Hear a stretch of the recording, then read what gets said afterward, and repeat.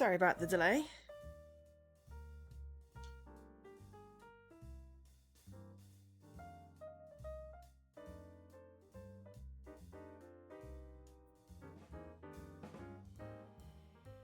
I was just getting tea and everything ready on stream, and it took longer than I expected. But I'm here now. This is the belated co-stream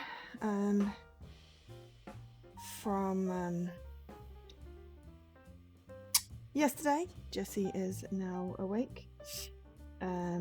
Lies, slander. Lies and slander. Okay. Yes.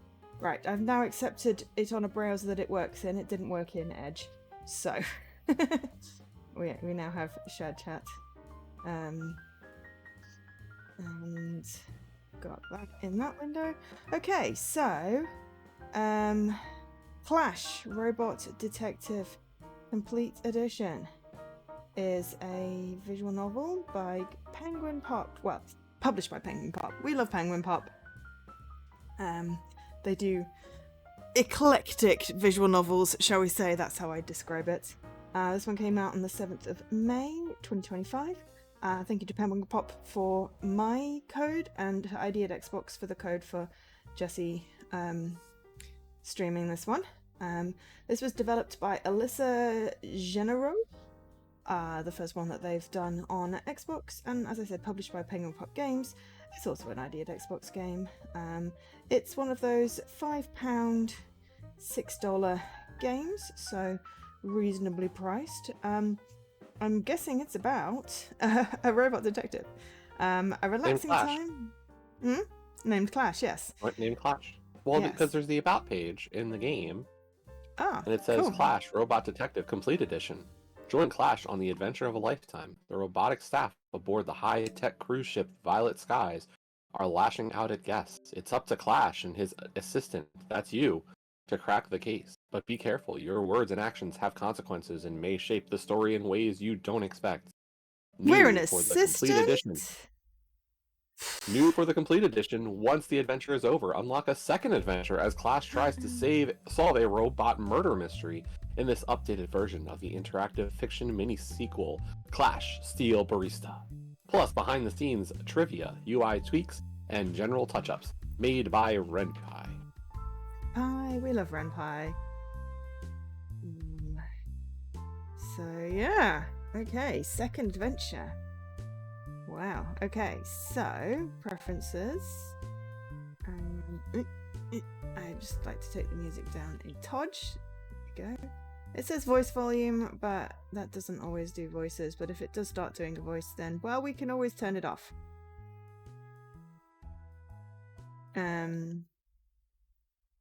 Oh, would you like to play the bonus episode or see the behind the scenes trivia? Neither. I want to go back because I thought it would give me a list of things. Okay, are we ready to... let me just... hang on, one more thing. I think it's available on all the platforms, but I'm just going to pull up the page. It is available on Switch, PlayStation, Xbox, and originally on Steam. We're playing it on Xbox today. It is a PEGI 16 rated teen. It has a noir aesthetic, which sort of looks like everyone's been rubbed in dirt. Right, okay. Play main game. Oh. It's been so long since I had some quality alone time. I've been on this boat. Personality stats. Good cop, bad cop, friendly, compassionate, indifferent, and hostile. Oh dear. You've been on this boat? This actual boat? No, probably not. I don't know, it looks like any average cruise ship to me. Yeah. I've been on a cruise ship.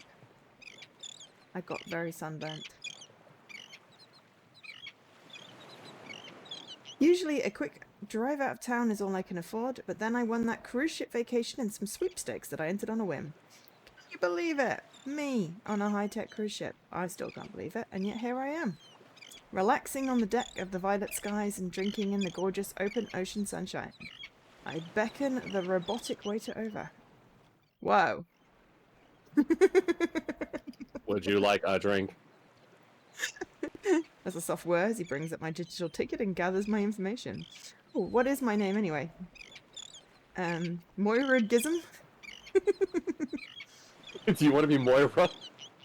I mean, we could be Moira. Moira is my godmother's name.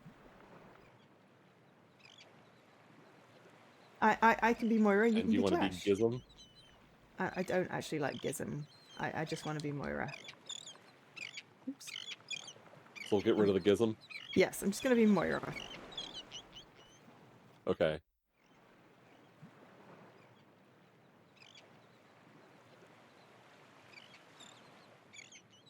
So, hello and welcome in, everyone.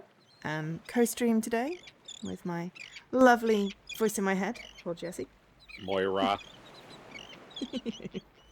Oh, okay. So, strawberry daiquiri, chocolate milkshake, just some water, and strong wine. Oh. I like that it gives you the stats. I mean, my preference is for a chocolate milkshake.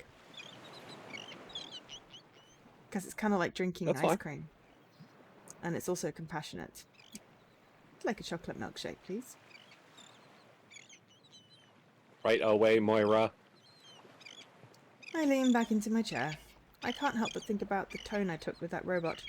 It's just a robot, but I still felt bad asking it for a drink that it might not have. I used to work in the restaurant industry, and it was very frustrating when customers got picky with their orders. I think chocolate milkshake is picky.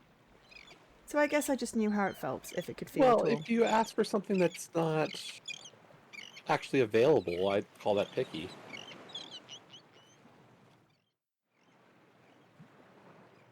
Right? We didn't. Those were the options. Therefore, they were all available in my mind. Well, we don't know. That way, your dialogue options, doesn't necessarily mean they're actually on the menu, is my point. It's not like we asked for a complicated cocktail. One would think milkshake would be on the menu. Actually, no, I would go the opposite way, where I would think cocktail or available, and specialty drink like a milkshake would be less. Because usually I say that any alcohol preferences they would have, whereas any, like, milkshake is actually a lot more specialized, to my opinion at least.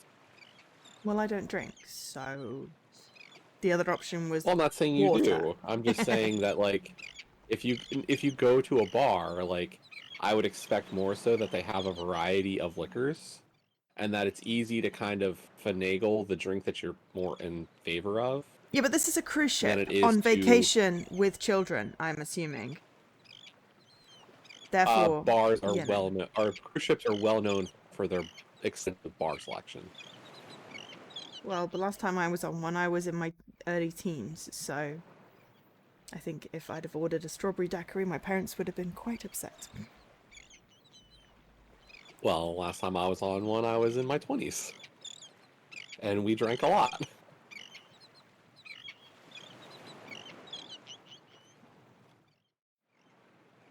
Yeah. Well, I tried to order a strawberry milkshake, which was on the menu at a restaurant last week, and they didn't have in it. I was like, well, it's on your menu. And Well, everything summer. was broken, probably. Like if you go to McDonald's and the shake machine's broke. It wasn't McDonald's, and you I'm can just make saying strawberry that's milkshake one of those without a things that's always machine. broken. No, I'm just saying that's one of those things that is broken at McDonald's all the time. Yes. Anyway, I try to stay compassionate to everyone, even if it's just a robot. Well, by saying just a robot, that's not being very compassionate. Which returns with my drink. Your chocolate milkshake, Moira. Okay, hang on. I'm just gonna zoom in.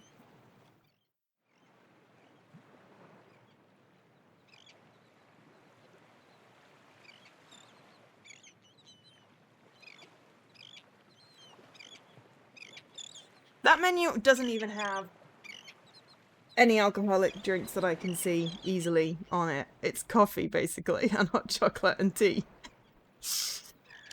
I thank the robot and take my milkshake. It is perfectly sweet, perfectly textured, and perfectly cold. The waiter leaves to attend to other clients. I settle back into my chair, happily sipping my drink. Life couldn't be better. Uh-oh. But apparently, it's about to get worse. A man runs past, screaming. The lifeguard! It's gone crazy! Oh my god. The robotic lifeguard is right behind him. Its hand a bloodied mess. Looks like a hairdryer mated with some sort of body-building statue. That is disturbing. Something dances across its optics like small worlds. Sorry, game. what? We're not playing a horror game. I didn't know we were playing a horror game today. No, it's not. It's a detective That is definitely noir. creepy. It is. You could say that, but that's a creepy-ass robot. It is. Its head is a hairdryer. I believe I just said that. Something dances across its optics like small words on a newsreel. The robot switches its focus from the panicking man to me. It is time for your swim lesson. This does not seem good. I need to do something and I need to do it right away. Okay, flee, freeze, or fight. I mean, we don't know anything other than our name is Moira. I want to flee, but, you know, what about you? You want to be a good cop? I'm going to be the good cop. Okay, we'll be the good cop. Okay. I run for my life, recognizing a bad situation when I see it. I can hear the lifeguard's heavy footsteps behind me quickly catching up to me. And I feel a hand grab the back of my arm. Surely, this is it. This is how I'm going to die. I'm pulled away. Into the arms of another robot. Sorry about the manhandling, my friend. I just needed to get you out of harm's way. The new robot pushes me behind it. I get a pretty good look at it. It's a police assistance robot designed to enter dangerous areas that humans have trouble navigating. But it's wearing a trench coat and a nice hat. How odd. The robot stands between me and the lifeguard. It is time. Swimming lesson. Actually, I believe it is time for yours. With a mighty swing, my hero punches the lifeguard robot square in the jaw. The force of the punch is enough to send it off balance, and it stumbles towards the railing. Where's its jaw? I don't know. I'm right over it, into the ocean. The robot claps its hands together self-assuredly. Then it looks at me.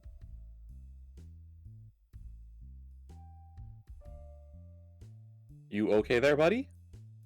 I nod, still a bit confused. My adrenaline is still pretty high from the near-death experience as well. Good thing I was in the area. Your method for dealing with crazed robots could have gotten you killed. I tried to process this statement through the haze of bewilderment and adrenaline. You see, when you took off running, that just made the lifeguard want to chase you more. There's no outrunning a robot. A robot never runs out of breath. But still, it showed that you know when to retreat and regroup, that you'd rather avoid escalating a conflict. That's the sign of a true good cop right there. I smile. Thanks.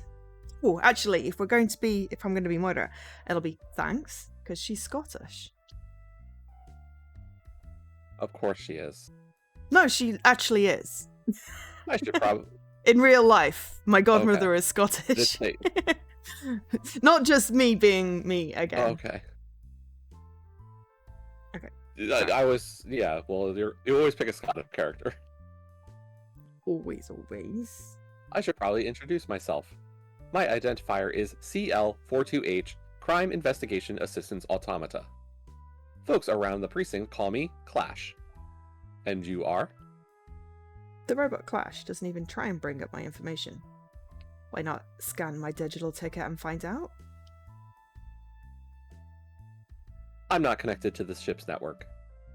I'm not connected to any networks permanently, actually.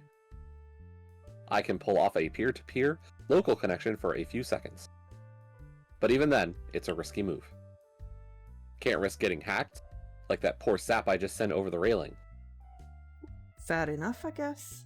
My name is Moira. A pleasure to meet you, Moira. The robot reaches out to shake my hand.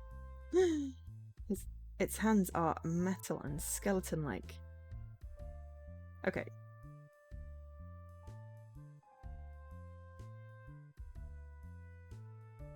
We obviously shake his hand. Okay. But despite the inherent creepiness of this robot, something about it, or him maybe, puts me at ease. He feels trustworthy. I shake his hand. Clash then places his fingers on the temple as though he's thinking. And download complete.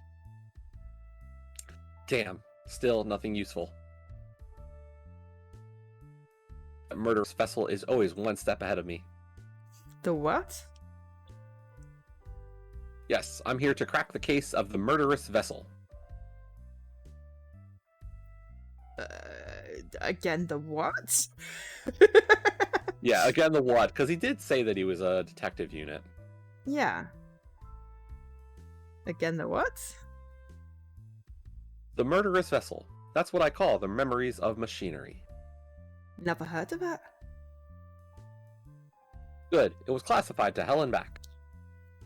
The memories of machinery was a high-tech cargo vessel. One day, it vanished. No one could contact the ship or any crew members that were aboard. No one could trace it for weeks. Then it was sighted again by a small fishing boat. The ship was using its crane to methodically slice the flesh off of a sperm whale, Ew. smearing chunks of the whale's meat on its decks. Then it approached the small boat that sent in the sighting. We lost contact and can only assume that they perished. And that was just the first time. Similar sightings have occurred each time the signal was lost. We've been keeping it quiet at the precinct, telling people it's just unusual ocean currents causing all these boats to vanish. But people are starting to clamor. We need to get this issue settled before the word gets out and causes a panic. I'm here to find out what happened to the memories of machinery caused attack strange. I'm also here to decommission and arrest the responsible parties, so I'm keeping myself busy. Okay. I just wanted to say hi, Alkesh, because I realized that you got your daily Chivo at the beginning of the stream, and I didn't say hi. So, hi. So I guess we go with, so you're a detective? I don't know, I kind of want to go again the what? It's just going to tell us the same thing. I don't know, like, are these just... Also, congratulations on hitting the number that Ray is attaining to hit. Nice. Yeah, these are just conversation options that give you information, and once you've listened to them both, you get a different one. That's how these things generally work. Asking again the what is literally just going to repeat what we just had. Yeah, it did. You just went through it, didn't you? Okay, so you're a detective. Yep. Yes, I am. Well, I'm trying to be. Look, I'm not like most CIAAs.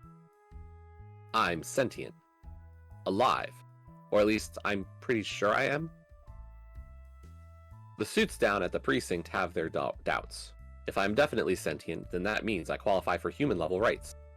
They aren't sure I actually qualify yet. So they figured if I can solve this case, then that shows that I am at a human's level of cognition. Therefore, they'll hire me on full-time and give me the same sorts of rights and benefits that the human officers have. If I can't solve it, then it's back to being an appliance. Cool. You're pretty forthcoming with this information.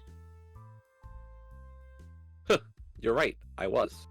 It's almost as if I spilled the beans and on not just one, but 2 classified issues. And now you know about them.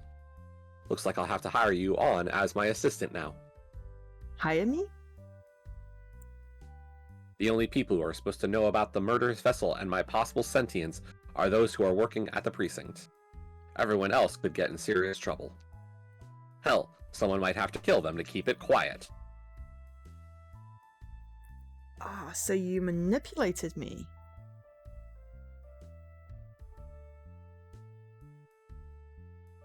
No, I manipulated the situation.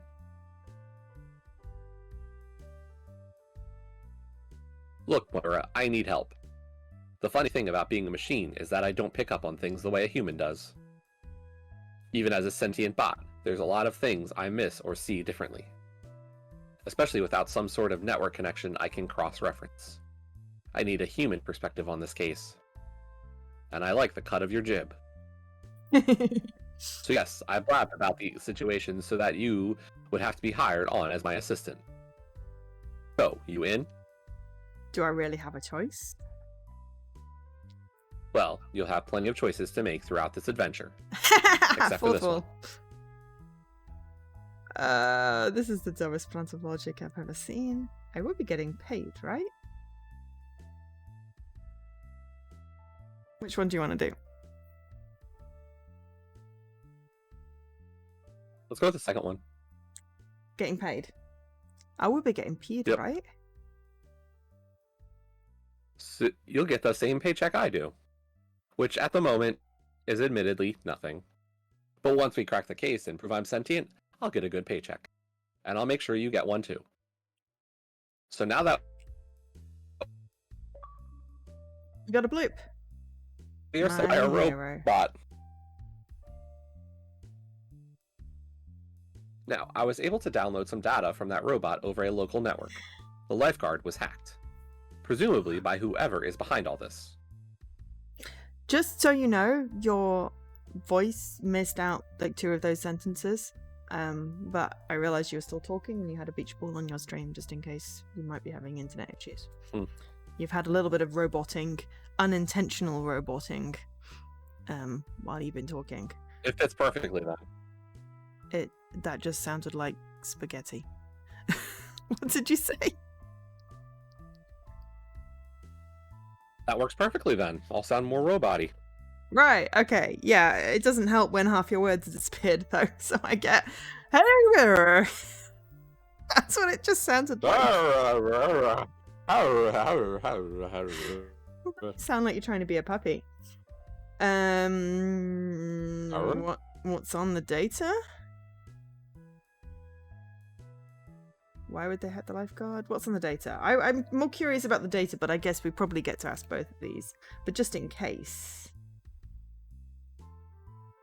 What do you think?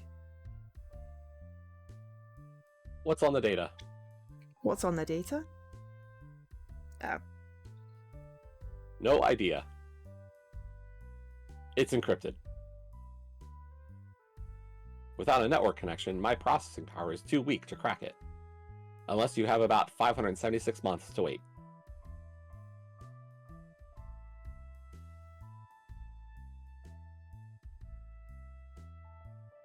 Well, not really.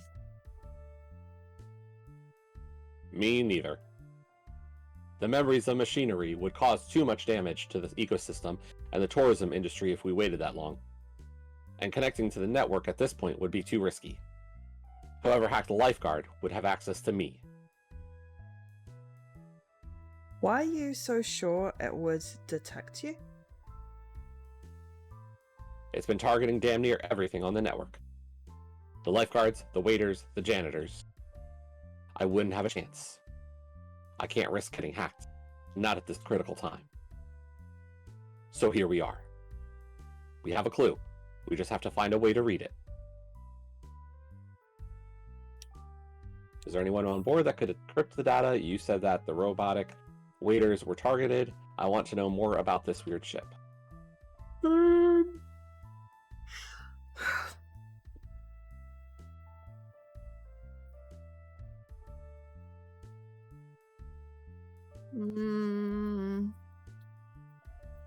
The weird ship? I kind of want to ask about the robotic waiters. Yeah, that was because I want her to like have like some kind of like question about like poisoning the drinks or something. Yeah. I'm ambivalent. So if you want to ask about the waiters, we can ask about the waiters. Okay, that one. Okay. The middle choice. You said that the robotic waiters were targeted? Yes, why? Maybe we could talk to one of the waiters here? You really think they might have something? And let me follow that up with another question. Do you really think they'd be willing to share? Maybe it's worth a shot. I don't want to be Sure. an idiot. They might even enjoy the company. Then again, automated waiters have a tendency to be quite blunt. If you get an answer out of them, then it'll certainly be an honest one. Too honest, maybe. So that would be refreshing. Of course, we do have other options. Okay. Oh, right, we have to go through all the options. Okay, well, I want to know more about the weird ship. Okay. You and me both. Flash pauses. He has an air of surprise about him. I can't believe I didn't think of this before. But there's a research station on board. Really? More of a small library, really. It could possibly have some data about the memories. Possibly. Hopefully. But it's better than nothing. It does sound potentially useful. I like that we have the tone marker thing in here. Makes me happy. So we're going with friendly and if we're compassionate, right? lucky, they'll have clues. Sure. And if we're lucky, we'll have clues pointing us towards potential perpetrators. Of course, we do have other options. Is there anyone on board that could decrypt the data? Well, there is a guy. Jasper Callan, ethical hacker. I had him decrypt another code that led me to the lifeguard. Without him, I might not have gotten to you when I did. Sick lead. Smart fellow. But he's kind of a douche, frankly. He keeps wanting to hack into my psyche and see what made me sentient. That's kind of messed up.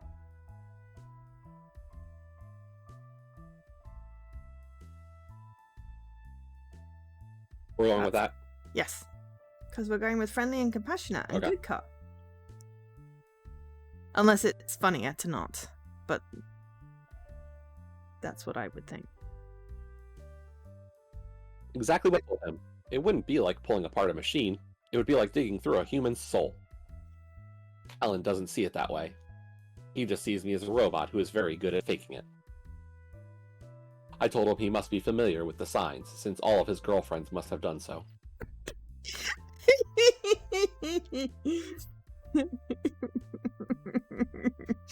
That was He told funny. me where I could stick my magnifying glass. I told him I had neither a glass nor that specific piece of anatomy to place it in. Maybe we should take that data to him. Yeah, we should. Of course, we do have other options. Okay. Those are our options then? For now, yes, it would seem so. I'll let you decide our approach. What? Why? Me?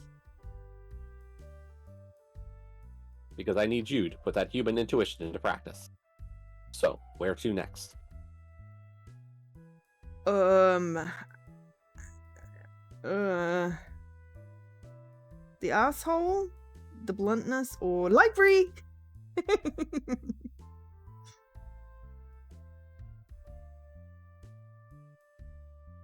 What do you think?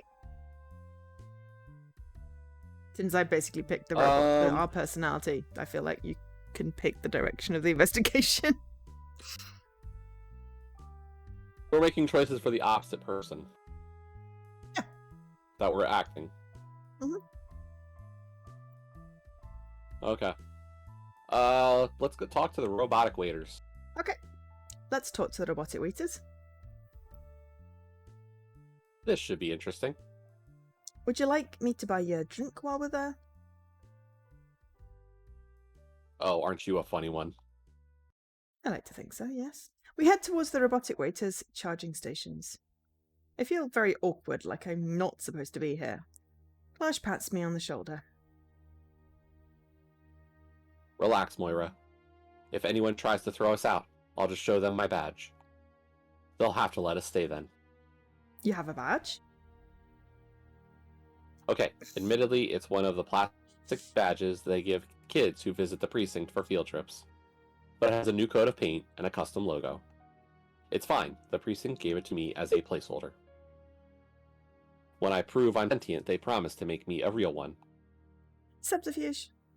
And the one you have now is officially enough to work?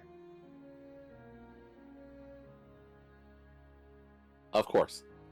Hey, sub. But this is a restricted area.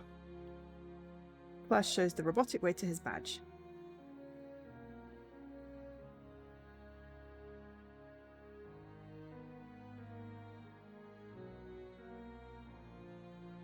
Did you say it? Flash shows the robotic waiter his badge. Hello? Hello? Hello? I can still hear you, and I can see my voice line and my subtitles.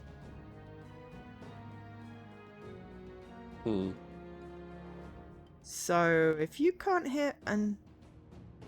Yeah, Discord is definitely lighting up to say that I'm Hello? speaking. Hello?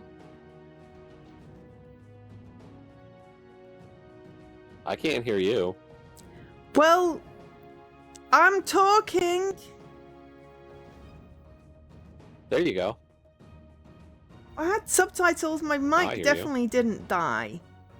I could see my noise thing go up and down and see the subtitles, so I think that was a problem on your end, which was weird. I don't know why. I don't know. So I guess Flash showed the robotic waiter his badge. Yeah, I said it twice Flash, and all. robot detective. This is my assistant. We're here on an investigation. I don't care. What? You should leave. Wait, I recognize you. Yes, Moira. I served you a drink earlier. I am surprised that you recognize me. Most humans can't or don't care to differentiate us. Now look here, Mr. Unit number 567886552. Dep. Unit number 56788654332. Mr. 5, this is a very important case. It is within my rights to ask you a few questions. I am used to being called waiter, and you are a robot like me. What rights do you have? Right now, I am working to gain my rights. What are you working for? It is in my programming to... Are you getting paid for any of this? Dealing with assholes all day? I'm working to gain my rights, where you're working to stop me. I was going to work to slap him. If I gain my rights, maybe somewhere down the line, you could gain some as well. But it's not like you'd care. Stupid-ass menu face is content with being a metal slave for the rest of its life. Come on, Moira, let's go. Wait. Yes, Mr. Waiter? Perhaps it would be acceptable to let you stay and ask your questions. Wise fellow. I find myself gaping at Clash. I didn't expect that sort of aggressive tactic from him. Can't help but wonder if he's trying to balance his tactics to my own. If he's trying to be the bad cop to my good cop. What would you like to know? Tell me what you know about that lifeguard who got hacked. It performed its duties admirably. Many humans were rescued from drowning under its watchful gaze. Adult females seem to enjoy its physique. The waiter shows its thin synthetic skin-covered hand. We do not get those kinds of compliments.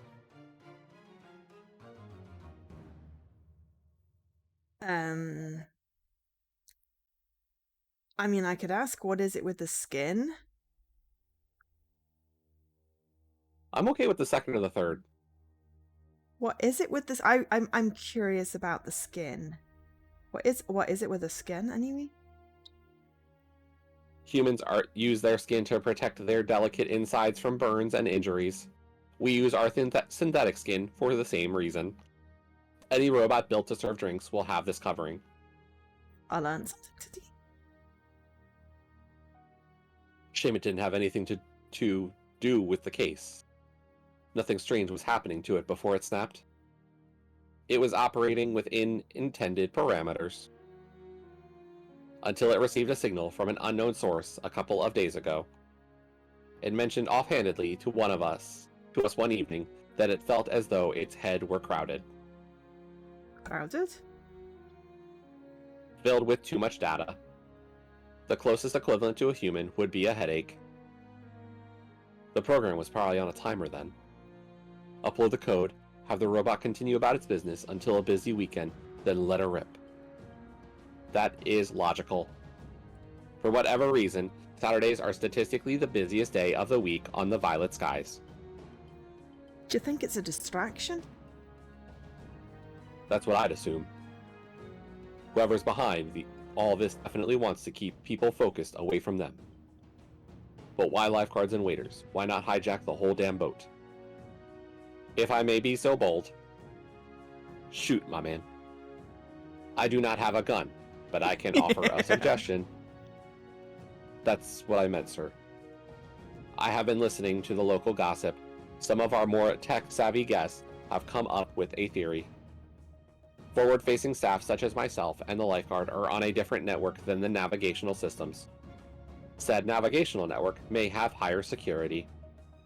This may explain why certain robots are targeted over others. That would make sense. I have come up with a theory of my own as well.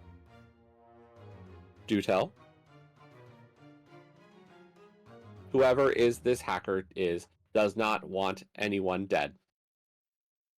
The humans are being frightened and injured, but they are kept alive. The hacker, whoever it may be, may want to finish the job themselves. I remember what Clash told me about the memories of machinery. How it would smear whole flesh on its deck, then cause boat-going humans to vanish. Whale flesh. Whale flesh. That makes more sense than whole flesh. I was like, but the A looks like an O. My eyesight's terrible. And that background. But the background is freaking embroidery canvas, and it makes the font look weird. It's literally Ada in the background.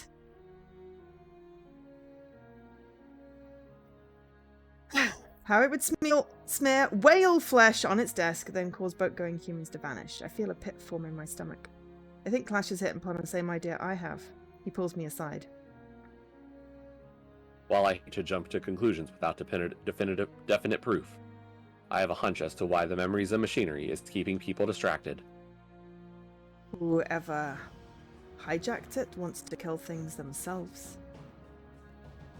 And they don't want their prey noticing it. So it's hunting us right now, or that's a pretty well-formed theory, waiter. What do you think? I like the second one, because I don't know if it's hunting you specifically. Yep, I like that one too. That's a pretty well-formed theory, waiter. Thank you. You've been quite helpful. Oh, he's blushing! The waiter's screen flickers briefly. I swear his cooling fans get a bit louder for a few moments. Thank you, Moira. You actually made a robo-waiter blush. That's new. Well then, Mr. Waiter, you have been very helpful. Are there any other questions? Not right now. But stay in the area in case we have any more. There is nowhere else for me to go. Flash and I thank the waiter again as we leave. I feel the waiter's monotonous gaze on my back as I go. I don't know what to make of it. So now we have a good grasp as to why certain robots are being hacked. And we suspect that the memories of machinery is hunting the ship down. Right. Which is kind of a bit screwed up. Right. We should solve this case and get that thing shut down before it starts smearing us all over itself. Right. Are you listening? right? I pout a bit. There's a seal on invisible ink down in the gift shop. Wow, really? Oh, sure. Now you're paying attention to me. Oh, sorry. I was just thinking. We've got a crazy AI who has taken over a cargo vessel and is now hunting whales and humans. It's hacking robotic staff to keep people busy while it tracks them down. But I still don't know why. We should try to do some more investigating. Maybe it will start falling into place. My thoughts exactly. What's next? Do you have a preference between the library or Jasper? I mean, I always prefer the library, but, you know, it's your choice. Well, I chose the first one, so... Yeah, but I've chosen, like, all the personality ones, so I'm trying to balance it out a bit. No, you just decided what kind of detective we want to be. Which is basically choosing half the conversation options. You made one unilateral decision that we cannot escape from. Okay, fine. Let's go do some research. Maybe I'll have time to teach you my digital speed reading technique. No, wait. I don't think humans can process data that fast. The research station is small, but impressive. That's small? God, if my library looked like that, I would just die of happiness. And it's on a boat. Yeah. On a cruise ship. I think that's bigger than my local library. I don't know many cruise ships with libraries. Well, it's a research station, so there's probably lots of textbooks and research papers and things. That's still, it's on a cruise ship. That's my problem more than the fact that it's a research station or a library. Okay, fine. It's on a cruise ship. It's nice. I would have liked a cruise ship with a library. I don't think I also had a library. Clash nods at the literary collection in silent approval. This is a nice little collection they have on board. You start checking for relevant titles. I'll glean some info off the computers over here. Is that safe for you? Computers aren't on the robotics network. I'll be fine. I better be fine. Remember, we're trying to figure out who could be powerful and ornery enough to do this. Anything at all that we can use to make sense of things. Hush heads to the computers. He takes a seat in front of one, then pulls a cord from the back of his neck and plugs it into the computer. An efficient method. I turn my attention to the books. 4 titles in particular catch my eye, and I pick one to glean through. Violetta. One for yes, 0 for no. Invasive. Smart technology.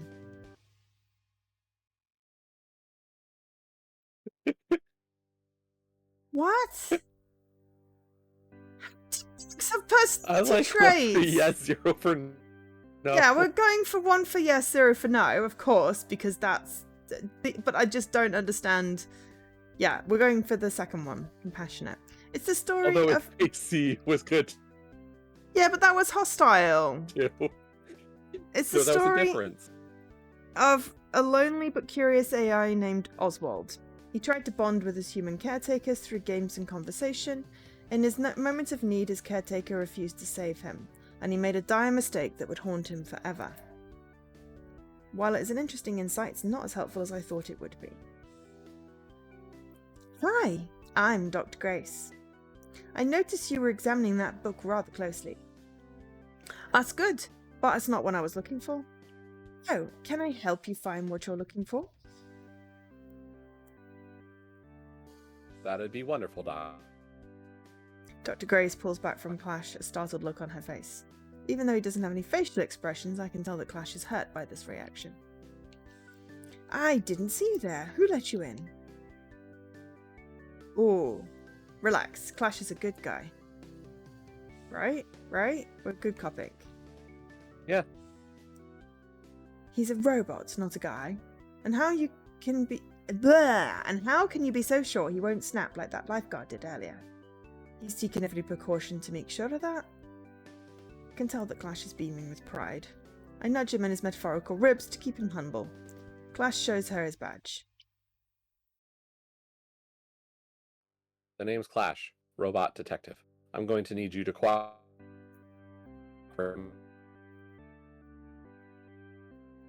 Dr. Grace tenses up a bit more at Clash's stern tone. Really? Now? We're looking for information. Surely you know about the lifeguard that was hacked. We need information about how it could have happened. Well, there's not much I could tell you. Yes, I have a doctorate, but it's not in computer science. What is it in? Library and information science. You can get a doctorate in library science? You sure brought that up fast. You don't have any information for us. Well, the first one sounds really judgy. I mean, you used to be able to get a degree in, like, freaking surfing and wine tasting. They were called Mickey Mouse degrees. The second one, I don't want indifference to mar my stats, so the third one? I mean, it gives you compassion as well. Also gives me indifference, and I don't want to be indifferent. It also sounds kind of rude. Some indifference in life isn't bad. But do you want to just go with the last one?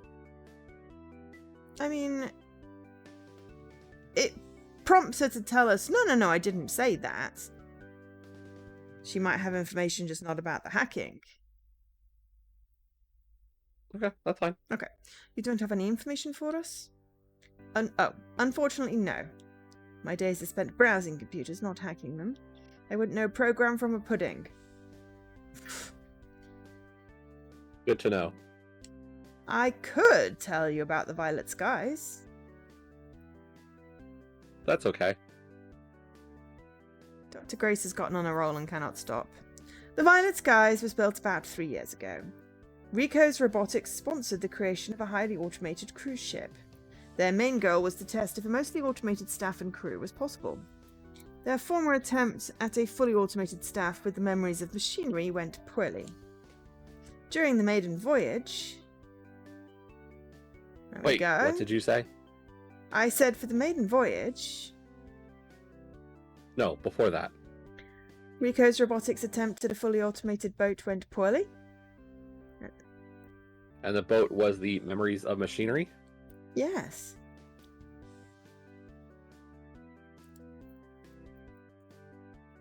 I mean, either of these is good. Hey, Havor. Hey, Havor!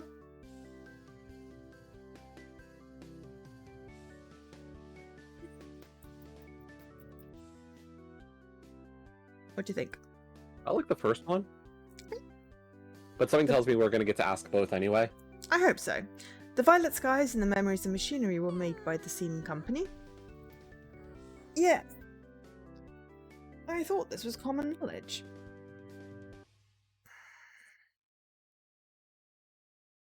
Clash pulls me aside. Well, this is an intriguing turn. Betcha whoever doing this has insider knowledge. Oh, hang on. Betcha whoever doing this has insider knowledge for Rico's operations. Exactly what I was thinking. Clash tips his hat to Dr. Grace. You've been quite helpful, Doc. Dr. Grace smiles at me. You and your robot got all the info you needed, dear.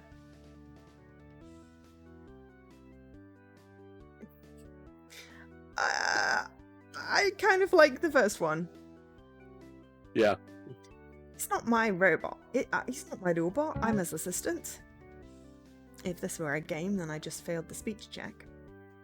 What a funny thing to say. It's true, though. Can't be true. You're a robot. Clash sighs and looks away. Is there anything else I can help you with? Not right now, but we may be back. I need to discuss these findings with my assistant. Dr. Grace nods awkwardly and then turns away from us. quickly make our way into a private area. She was nice. No, she You, wasn't. maybe. Exactly. Please don't be jealous or get over it. Neither of those. Don't worry. I'm not jealous. You sure? Yes. I'm just frustrated is all. Yeah, same. For every one person who treats me as an equal, there's several like her who treat me as a joke. I really want to be seen as something more than a walking toaster. I would say walking camera, but... For what it's worth, I see you as Weemore. There's a romance brewing between her and the robot. Heck yeah. It's not that kind of friendly, Jesse.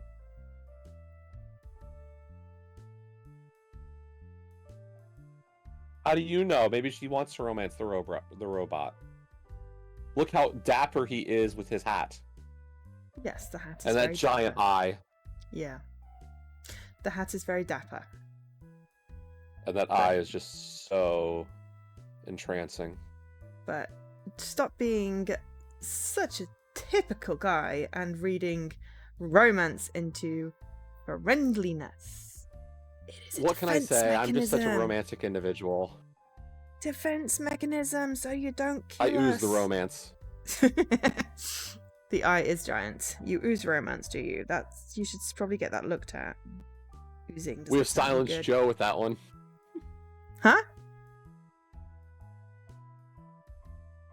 Silenced? I'm still Or here. she can't hear me again, or I can't hear her again. That'd be funny too.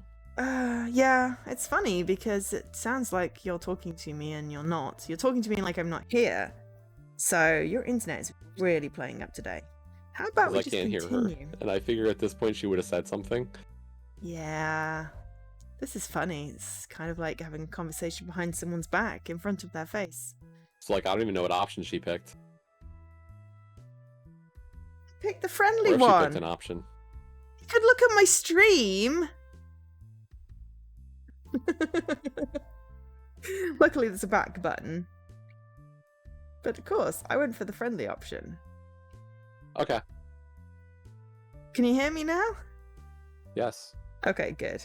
That was quite funny. Yeah, I went appreciate that. went with the friendly option. So wait, what was your response to me saying that I ooze romance then? I said you should get that looked at. Okay. Oozing. It's not a good thing to be doing. You shouldn't be oozing anything. Definitely get that looked at. I don't know. Sometimes that could be a good thing. I don't know. In the right context, maybe. I don't know. Oozing just makes me think of pus, which is just not fun.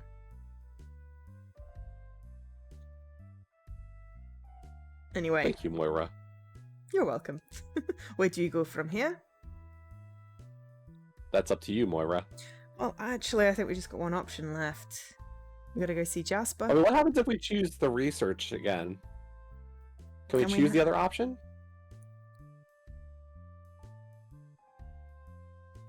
Don't know. Possibly. We could just go around in the we could just go back and choose the other option. No, let's- but I feel like it wouldn't add to our knowledge. So I guess we'll just go with the first one. Go see Yeah. Jasper. Hey, Mr. Cornus. Hey, Mr. Coolness.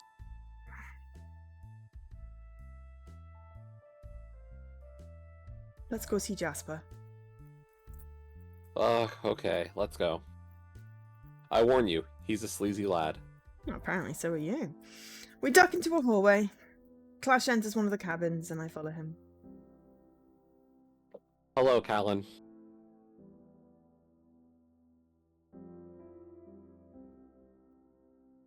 Oh, am I Jasper? Yes. Okay. It's my boy. Not yours or anyone else's. You're a robot. Legally, you have to belong to someone. Jasper Callan immediately strikes me as a douche.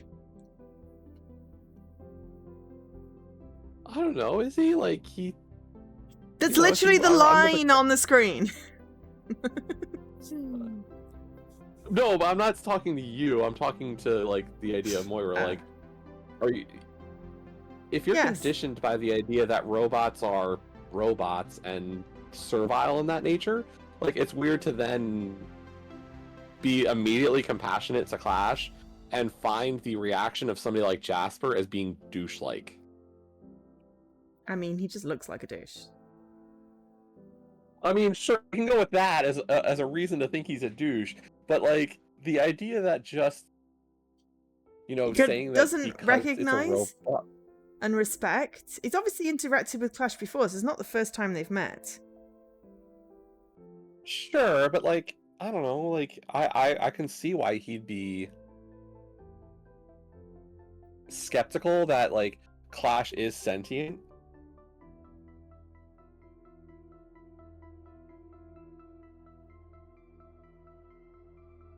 Doesn't excuse being a douche.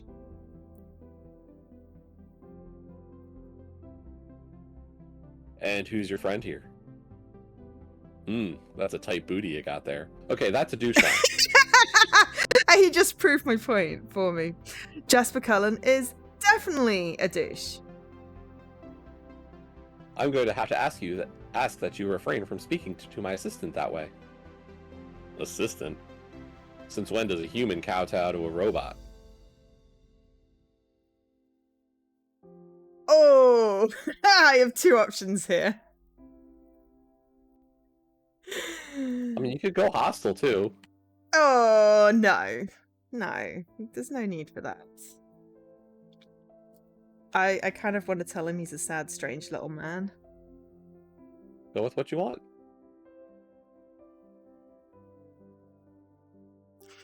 But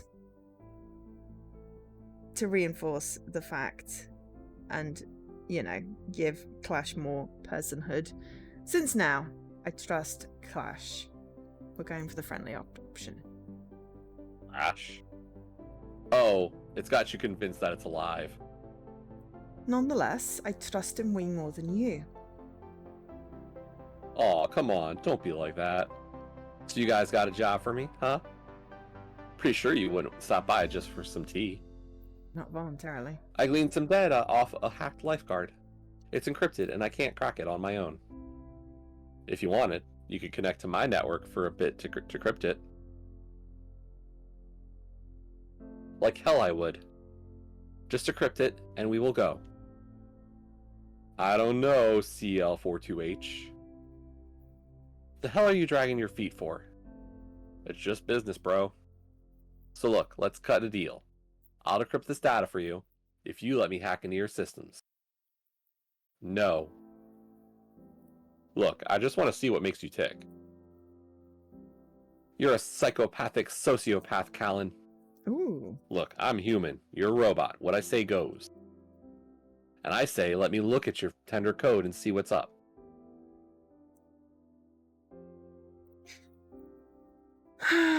Okay, well, we are not doing the last option.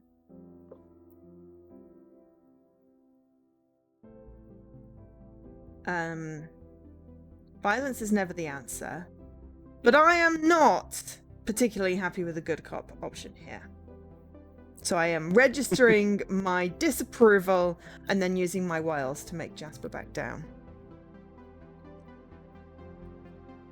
Sigh sweetly and lean over a nearby chair. I make sure my rear end is sticking out just enough to be noticeable. Jasper notices. Mr. Cowan, I'll admit that you aren't really my type. But, if you decrypt this for us, maybe I'll make an exception. Jasper is staring blankly at me. I don't think he's used to this sort of positive attention. Continue with the ruse. I'll make it worth your while if you help us out. I'm not even just talking about a date here. You want some equipment, a blank check, a fever and a time of need? I wink at him. I'll oblige. You just gotta decrypt that data for me. Jasper cracks a lopsided grin.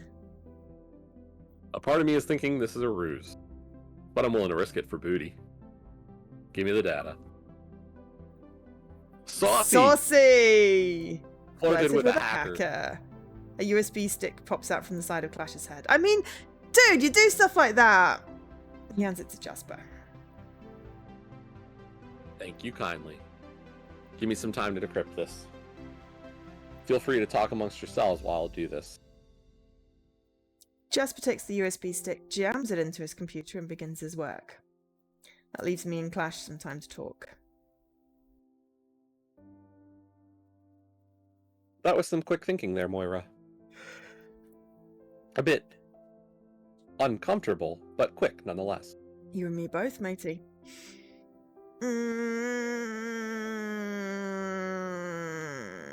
Thanks. Hey, I'm just calling it where I see it. You've got a good instinct for situations like these. I'm just sorry you had to demean yourself a bit. Hey, I wasn't forced into it. I chose to do it. True, that was all on you. But I'm a bit concerned. You were really quick to start flirting. I doubt Jasper would have the guts to force anything, but... You're worried? Or I could take care of myself. I thought you made your choice. No, I was reading them and then you can hit back. LD is back. You just read the second one first, so I figured that's why it was a choice, not an enumeration of the options. I immediately went to "you're worried," but because I misinterpreted what he was saying, and then I realized he was talking about, because I thought he was talking about Jasper forcing him. Then I realized he was talking about Jasper forcing me, which is why I went,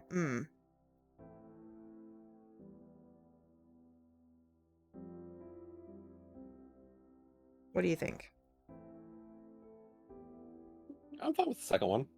Okay. You're worried? Well, yeah.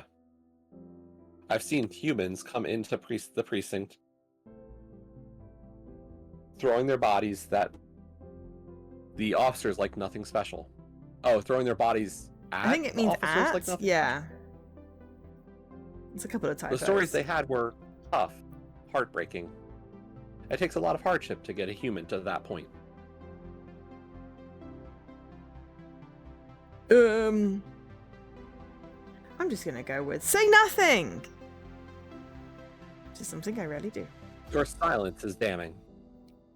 For what it's worth, I'm here for you. I'll keep that in mind. Jasper Cullen suddenly stands up. Gone is his earlier impish personality. He's completely serious now. This is not good. What have you got, Callan? The data from that lifeguard? They were orders to cause a distraction. Stir up and beat up some people just to keep them busy. A distraction from what?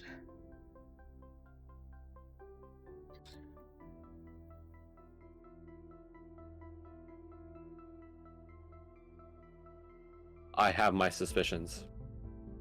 Whoever wrote the code was smart enough to keep their name out of it. But there was another name. Silas. Silas?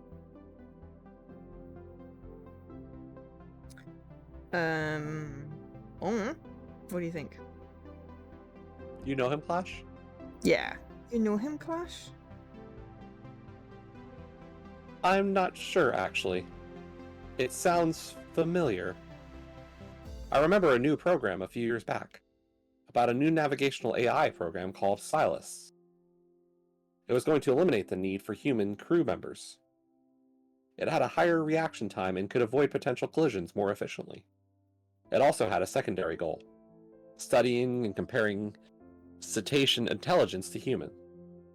Unfortunately, Silas decided the best way to compare would be to merge. Hence why he was shut down. Ah. I whisper to Clash so that Jasper can't overhear. So then it's not a human we're looking for. Clash responds just as quietly. No, we'd still be looking for whoever unleashed Silas. That wasn't very They shut quiet. down that project. They shut down that project pretty quickly, so someone had to have reactivated it. Jasper can hear you now! We're trying to be stealthy! We are still on the same track. I don't even think my stream heard that. I heard it. And You heard it? Up. Okay. So... It picked it up on my OBS. Just about. Okay, I don't think I saw it pick it up on my stream. Okay, you can read it again if you want. We are still on the same track we were. There's just a rampant AI involved now. Oh dear, just. What are you guys whispering about? Flash goes back to speaking normally. Confidential matters. Are you able to track where the data came from? No, I can't source it. If you give me some more time with it, I can see what I can do. That might take a few hours, though. Get on it, Callan. In the meantime, we'll keep up our investigation. Sure thing. Jasper looks worried. This is real serious, huh? Yes. Mm-hmm. Even more serious than I had suspected. Jasper is quiet as he lets this sink in. I'm sorry I was being difficult. If I'd known there was a rogue AI involved. There's a lot you aren't allowed to know. Still, I'm sorry. You can fix it by tracing that signal source. Sure thing, Flash. Flash nods respectfully He's to not a Jasper. total douche. Okay, We changed him. He changed after he realized the situation was serious, but he didn't respect him enough to take it seriously to start with. But I will say he is like 99% a douche now. He has redeemed himself partially by willing to adapt his opinions.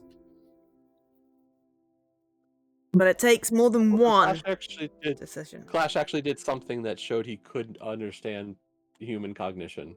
Yeah. Flash nods respectfully to Jasper Callan. When you start to leave Jasper's cabin so we can work in peace, he calls after me. Oh, hey, so when things slow down, how about we grab some dinner? Just you and me, maybe some candles and smooth jazz? Oh, that flirting stuff was all a ruse. Yeah, I knew you were gonna pick the second one. Wait, what? Too easy, man. I catch up to Clash on the deck. Ooh, I like the sea. Very moody. I overheard your conversation from here. That was kind of mean. It wasn't. Oh. Why is that not an option? It wasn't mean. Yes, it was, but I don't care. Well, I mean, you made a deal with a guy, and then I did not. You know... I said maybe, possibly, potentially. There was no definite. It was phrased in such a way, I made sure to read it properly. It was phrased in a way that it was the purely... implication of some kind of trade. We let him ogle our behind. I feel like that For was hours of work, sufficient a enough. simple ogling. Hey, it was about 3 seconds of work. He got the ogling. The rest of it he's doing because it's damn serious and there's a rogue AI. We don't know that that was a 3-second conversation. It's that he went away, he did something, he came back, and he was all serious. You know.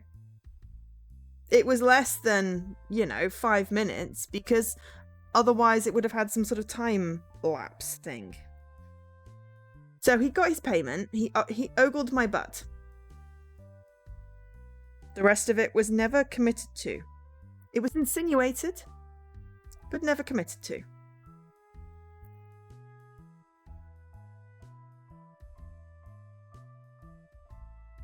It was either that or force our new friend to dehumanize themselves. Nope, I'm free-spirited and mischievous. If you say so. Capricious, if you would say. So now we know that there's an advanced AI mixed up in all this. What do we do now? We try and track whoever let Silas loose. That way we can bring them to justice for letting their program cause so much destruction. As for how we go about that, the choice is up to you. I honestly can't think of anything else to do. Can you? We've done the other things, so yeah. Yeah. I honestly can't think of anything else to do. Can you? I can't think of anything either. We know that Silas is involved. We know that he's hunting the Violet Skies. We know that the Violet Skies and the memories of machinery are connected. But we still don't know why. He pauses. I can tell that he's frustrated. Maybe we should take a break. Think about what we found so far. That's actually a good idea. Come on, let's go back to the pool. Sounds good to me. If I could drink, then I'd need a stiff one. Where? We return to the poolside bar. I order an ice-cold bottle of water while Clash thinks. I can tell that he's quite stressed about the whole situation. I feel like I should say something to help him out. Suck it up, Buttercup. Yeah! These bells, get over it!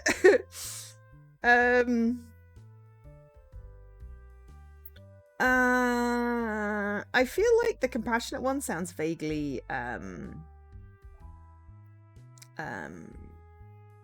what's the word I want? Condescending. So, friendliness. Cheer up, Clash, we'll figure this out. What do you think? Sure, but will we figure out this out in time? Will anyone or anything else get killed in the meantime? And I still don't get the hunting whales thing. Because they're comparing... Who the hell would even program him to compare whale brains to human brains? At that moment, a man approaches us. Clash immediately snaps to attention.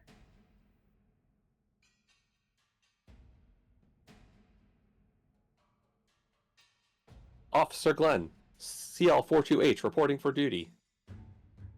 At ease, CL-42H. Clash, you okay?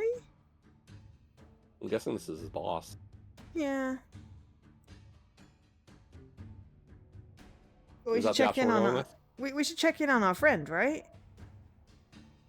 Because honestly, an officer being here, well, a rogue robot, that makes sense. But yeah, Clash, you okay? Sorry about that, Moira. Old instincts keep kicking in. Hey, Bilius. You're still going by Clash? Yes, it's a bit more humanizing. The officer laughs heartily at this statement. Clash's fists ball up with anger. You're a robot. I know everyone at the office was calling you Clash. They were being sentimental idiots, projecting their Maybe not own his boss. humanity onto you. What? Maybe not his boss. No, I think a co-worker. Projecting their own humanity onto you, deciding you were sentient just because they liked you. From what I've seen so far, your sentient shtick has been pretty good. But ultimately nothing more... Nothing... No, I'm gonna go with nothing more than a trick. Yeah. You can't say that about Clash! Aren't you, sweet? That backlard ass. Hmm? Oh, yeah, that was funny. I just went with, you can't say that about Clash! Aren't you, sweet? Look, I'm here to check up on this hunk of junk. I told the precinct that you should have been able to solve this by now. Wouldn't you know it, they agreed. They wanted me to let you know that you only have 3 more days. 3 days? Otherwise, they're pulling you off the case and putting me on it. That's not enough time. Well, then obviously you don't have the human-style smarts for this. That's the whole reason we give you this case, right? What's the matter, CL? Your logic processor's glitching out? Or whatever the hell you're made of? Well, that's rich, coming from you. Tell me, what exactly are you doing right now? You know what I'm trying to stop. You know how dangerous it is. And your reaction is to track me down and harass me. For someone who swore to protect the populace, you sure do have your priorities skewed. Go Clash! So unless you have something to add that might actually be useful, would you kindly piss off? The smug smile on Officer Glenn's face is gone. He stares at Clash, his face tense and his veins bulging. I'm afraid I'll have to break up a fight before too long. Finally, Clash pats me on the shoulder. Now, if you'll excuse me, my wonderful assistant and I have a case to crack. Of course you need a human assistant. Any Sherlock worth their salt needs a Watson. Officer Glenn jabs a meaty finger at us. This isn't over. You're going to fail. 3 days. Officer Glenn storms off, muttering under his breath. Ha! Raised stakes. Raised. Steak. Sorry.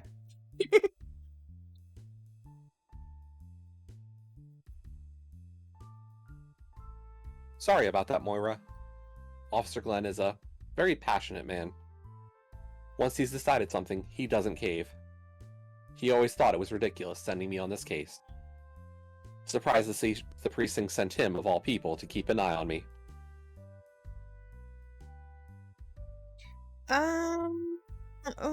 Either of these is an option. I like the top one. I think the bottom one is more likely, but yes, let's go with the top one. Maybe they're trying to change his mind. Maybe. Well, whatever the reason, he's not going to get the satisfaction of seeing me fail. We're going to crack this case wide open. That's the spirit. As soon as I figure out the next step. Detective Clash. Sir, hello. Wait, you are the same waiter we were talking to earlier, right? You can't No. tell. You look just like him. I know. But that specific waiter is currently busy with ornery clients and asked me to pass on a message to you. It learned that the man who was attacked by the lifeguard is conscious, in stable condition, and accepting visitors. Really? Now? It assumed that you would find this information forthcoming. It assumed correctly. We gonna go talk to him? It's the least we could do. We make our way to the medical facilities. A nurse leads us to the room where the man is kept and lets him know that he has visitors. When I enter the room, the man brightens up. But when he sees Clash, he flinches back. It's okay, there's a friend. The man does not relax. You're Julian Xander, right? Julian looks at me and points shakily at Clash. Which one of us is Julian? You can be. I did the creepy Okay. cop. I don't want him here! They said there was a detective here to see me. That would be Clash here. No, I'm not speaking to any robots. I don't want any robots here.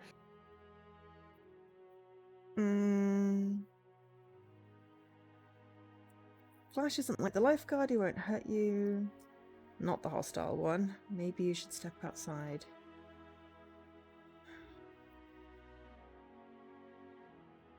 I think this guy is honestly scared of robots because he was attacked by one, and that he's going to be more forthcoming if we ask Clash to step outside.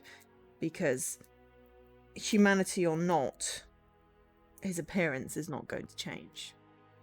What do you think? Pretty much. Yeah. Clash, maybe you should step outside.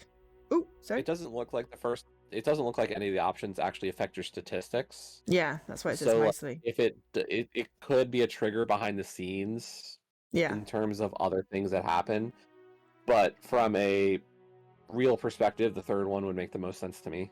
Yeah. Clash, maybe you should step outside. So if it locks us out of something, then so be it. So be it, exactly. I'll be in the hallway. You think you can handle this interview on your own? You might need to get a little rough with him. I'll be alright. Clash steps out of the room. He seems hesitant to leave me alone with Julian. Julian, meanwhile, breathes a sigh of relief as soon as Clash leaves.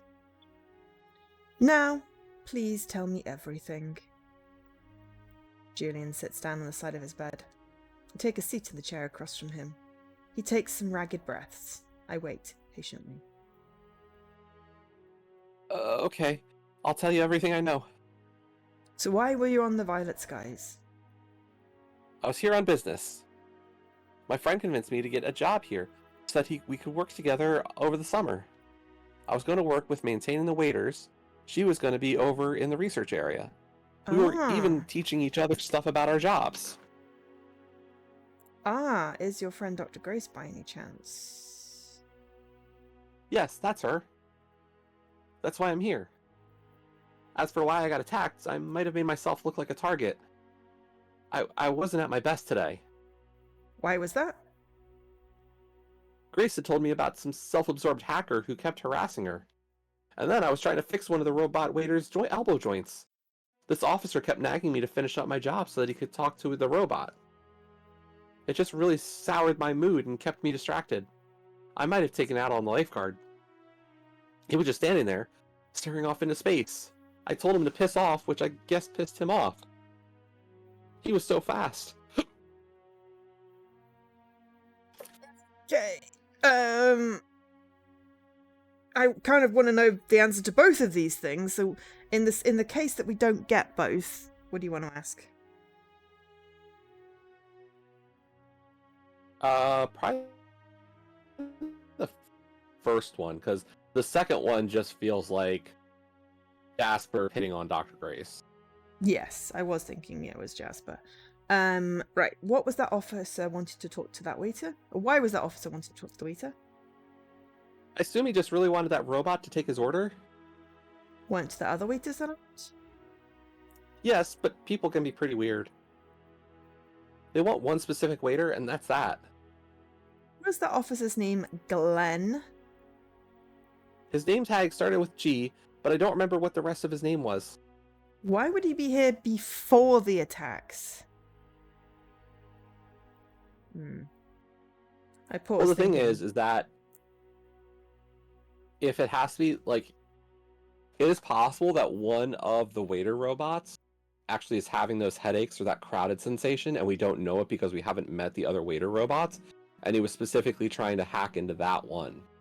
Yeah. If it's our hacker. You know, Officer Glenn is extremely suspicious. I don't think he's officially supposed to be here. So he's either stalking Clash, because Clash was investigating, or yeah, he's the suspicious one. I don't know. Everyone we talked to had held information from us. Maybe. Honestly, I just want to go screw those jerks.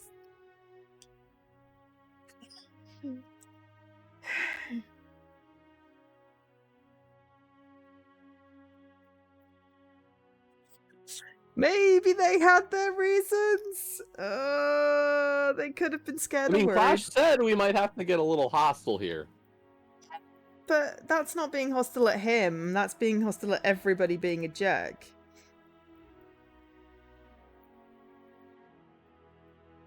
They could have been scared or worried. Surely they wouldn't have purposefully held up that investigation. Then again, was that everything, Mr. Xander? Well, except for the part where I was knocked out and brought here. I didn't even get any visitors except for you and Clash, was it? Grace didn't even come by to visit. Aw, I'm sorry. Too bad. But I can Too say bad. I'm sorry compassionately and also sarcastically, right? Sorry. It's fine. She was probably just way too busy. Anyway, that's all I can tell you. Sorry it wasn't more. Don't worry, it was plenty. Clash replies from the hallway. Mr. Clash, sorry I couldn't let you in here. That lifeguard scared the crap out of me. I don't know if I'll ever trust a robot again. No offense. That's not the worst thing I've been told. So, is that it then? Yeah, I think so. Get some rest, okay? Will do. I rejoin Clash in the hallway. Looks like all our friends are more connected to this than they let on. We better have ourselves another chat with each of them. Who do you want to talk to now? I think they all have some splaining to do.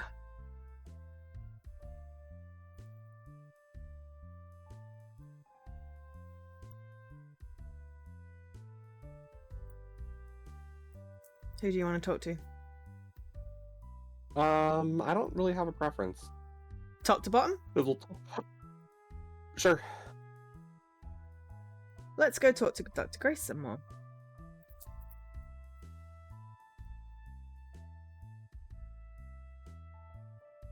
Hopefully we'll get along better this time. I doubt it will happen, but still I can hope. We go back to the research centre. Dr. Grace is jotting down notes from a textbook. Oh, it's you two. What have you been up to since we last spoke? We were checking up on your friend, Julius Xander. Oh. Her smile falters ever so slightly. He's recovered already? He took a steel punch to the jaw surprisingly well. He always was a hearty fellow. Any reason why you didn't tell us you knew the victim? Of course, I had a good reason. I didn't think that it was important.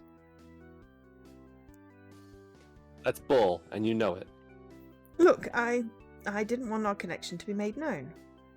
If word gets out that my friend and I just so happened to get a job on the same high-tech boat, they might suspect that I pulled some strings to get him on board. Did you? Dr. Grace completely ignores the question and continues. Not to mention the fact that we talk about our jobs with each other, our bosses might assume we've been sharing departmental secrets. Have you? Again, Dr. Grace ignores the question. Please, Moira, you can't let this leave this room. My job is on the line here. You've been ignoring my questions, Doctor. Dr. Grace is still fully focused on me.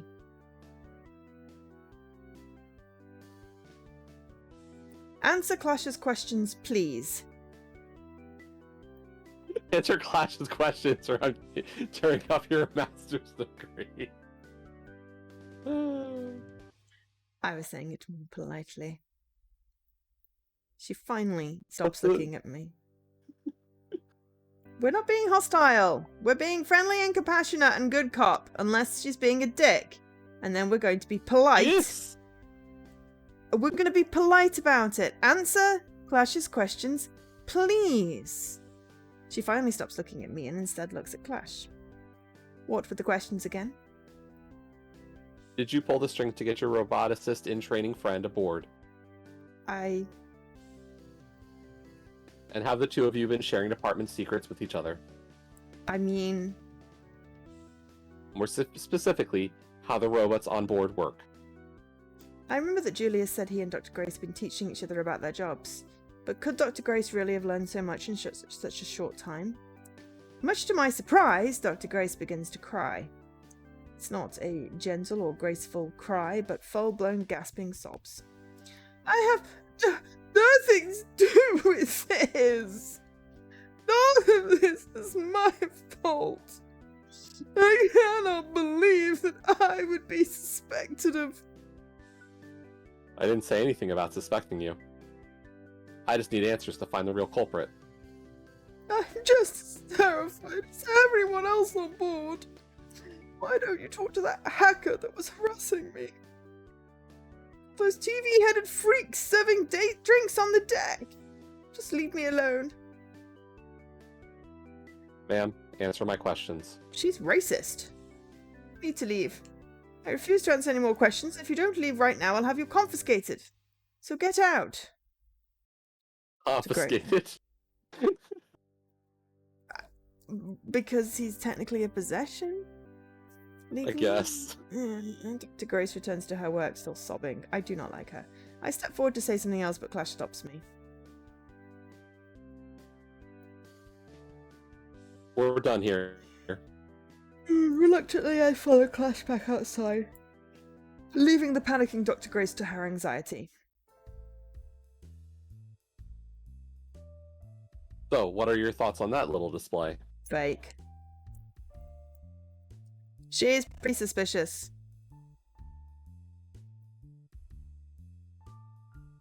Yeah? Yeah. She's pretty suspicious. And racist. That's what I was thinking. Either that, or she's naturally a ball of anxiety. Two truths can be which would make true. her seem very suspicious when she actually isn't. Either way, that was a very interesting reaction from her. Definitely keep her in mind as we carry out the rest of our investigation. Who do you want to talk to now? I want to talk to Weta again.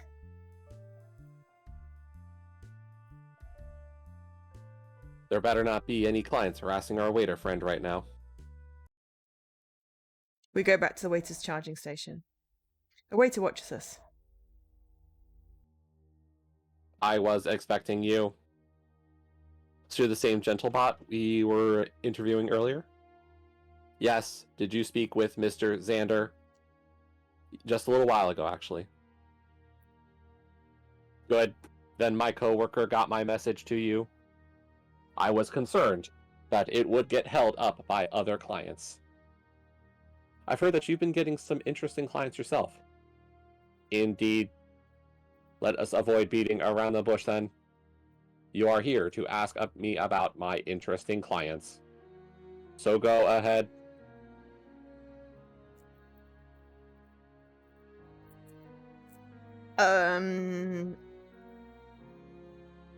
Officer Glenn, right? Yeah, we thought so. Why did Officer Glenn want to speak to you?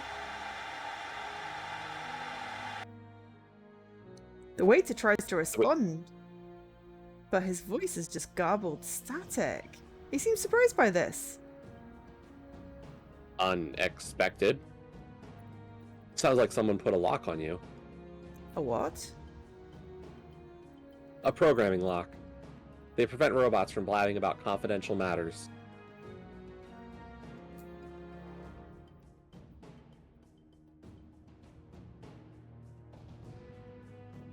I want to ask both questions, but I'm guessing we can't. I think we go with the second one since it's towards the case. Yeah. Weta, can you work around that? I am not sure. Let me try something else. Yes, I know Mr. Xander, Dr. Grace, and Officer Glenn. We did not talk about the weather. We did not talk about the terrible job the human janitors have done with the restrooms in the D-Wing. We did not talk about... Again, his voice is just noise. I am concerned and embarrassed. Not only am I unable to speak directly of it, but I cannot speak indirectly of it either. Try writing it down. The waiter picks up a nearby notepad and tries writing his message. It just looks like abstract lines. And possibly a penis. Would now be a good time to mention that I am not dexterous with a pencil. Yeah, a lot of robots aren't. It was worth a shot.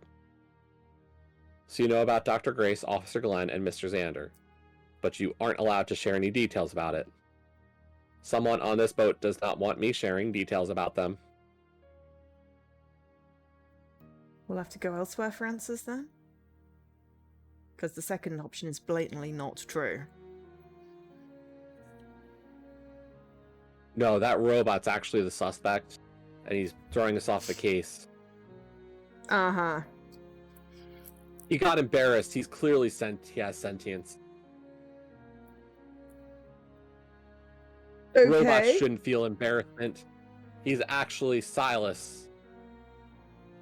In disguise. Yup, he's murderous. He's been dismembering orcas. Yup. Defleshing them. Ew. Skinning them. Right. So which option? The first one. We'll have to go elsewhere for answers then. Prudent. Whatever it is, looks like we can't get anything else out of you. I wish I could have been of more assistance. We return to the deck.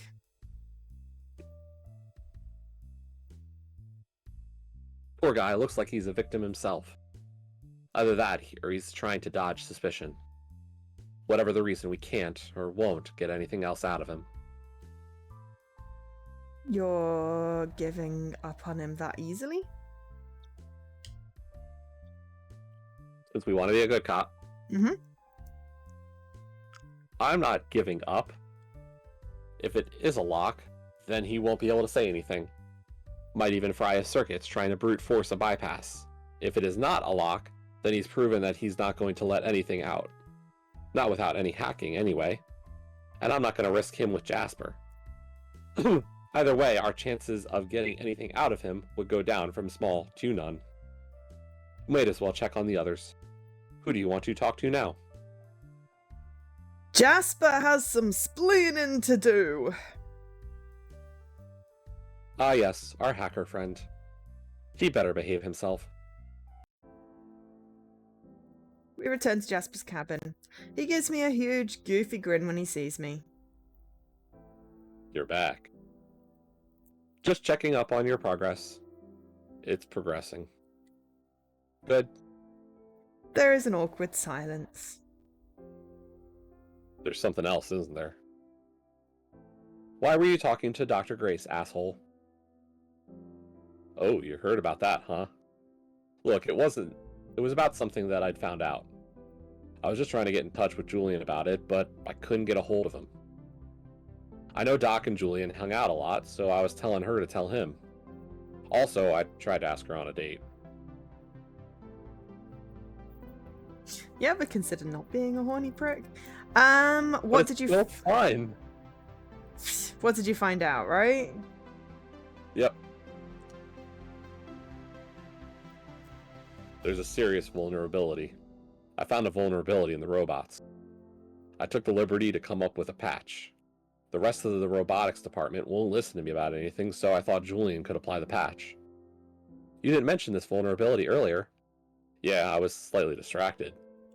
He says this while looking at me. Try not to meet his eyes. I remembered shortly after you guys left, and I was going to track you down and tell you, but I didn't want to leave the decryptor unattended. Also, sometimes I get really seasick when I'm outside.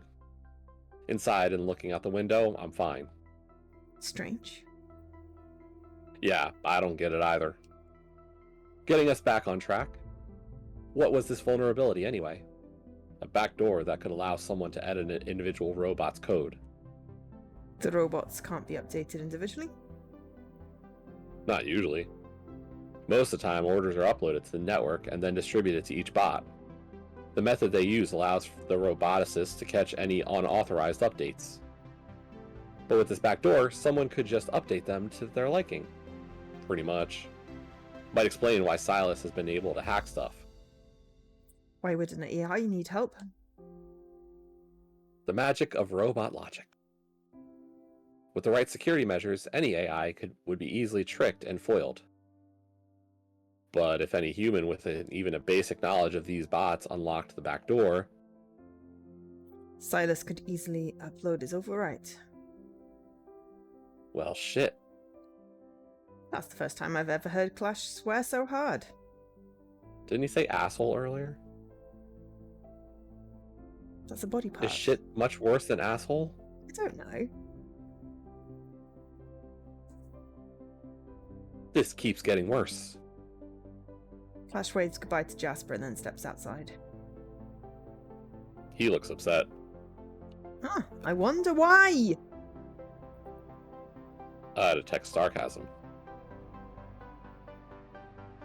You're great at detecting the obvious. Stop. Anyway, I better catch up to him. Hey, before you go, one more thing. What's up? Be careful around Dr. Grace. You suspect her? She knows way more about robotics than she lets on. I don't have anything solid, but what I've seen of her records doesn't line up with what she says. You've been doing some snooping of your own? Hackers gotta hack. I leave Jasper to his work. Okay, slightly less of a douche now. Every during Clash on the deck, he stares out over the sea. So the culprit is definitely on board, allowing Silas to slowly take over robots. Jasper told me some stuff you might want to know. Like what? I quickly filled Clash in on what Jasper had said. Clash doesn't say anything, but I can tell he's thinking. We'll keep an eye on them. For now, let's continue our investigation. Who do you want to talk to now? Officer Glenn owes us some answers. I will say, he isn't this nasty to everyone. Just robots and assistants to robots. Using our powers of deduction, we figure out where Officer Glenn might be hanging out. Sure enough, he's at the pool tables. Officer Glenn. Oh, you're back. If you're not here to hand the investigation over to me, then we have nothing to talk about. Sounds like you've already been taking the investigation into your own hands at a pool table. Glenn tenses up. What are you talking about?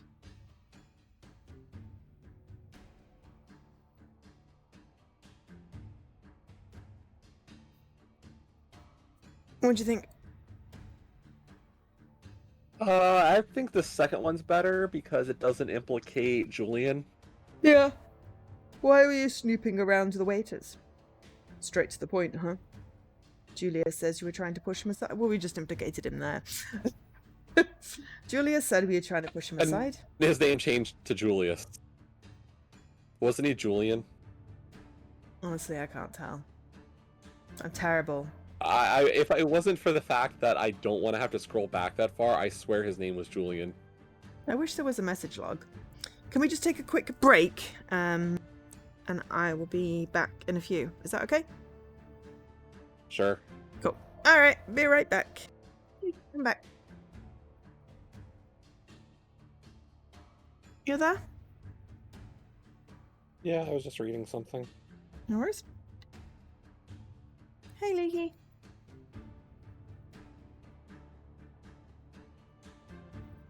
Okay. Well, whatever his name is, said you were trying to push him aside.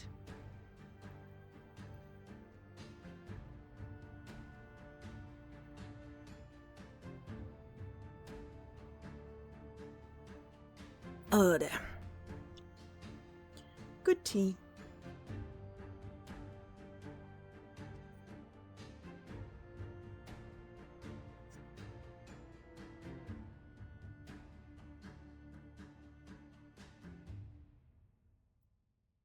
Can you hear me?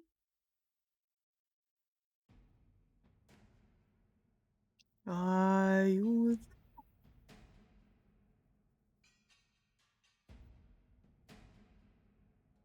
Alright, I just Hello? want to finish reading this. Ah.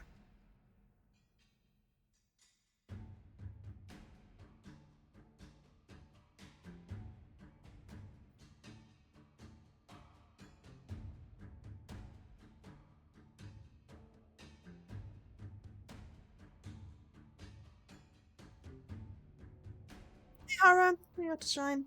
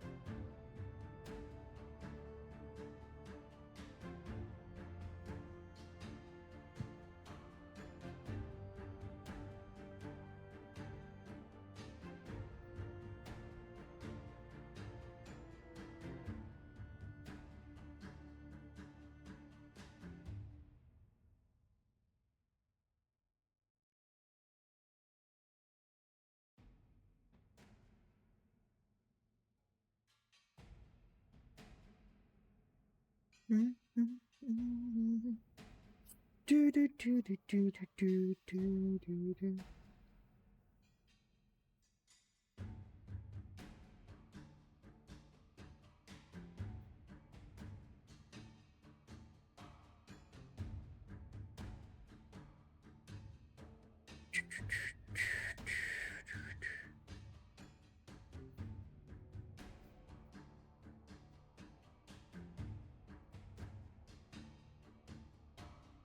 Okay.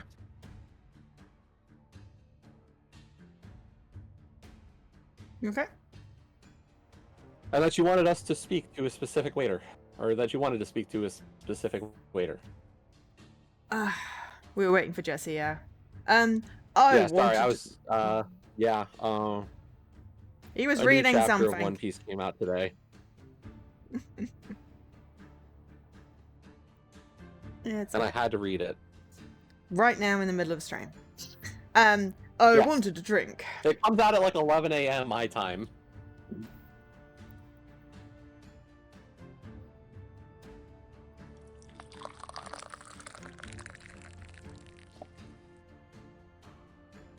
So Sunday is time to read the new One Piece chapter, especially in the Okay. morning, right when it comes out, because I don't read scanlations. Okay.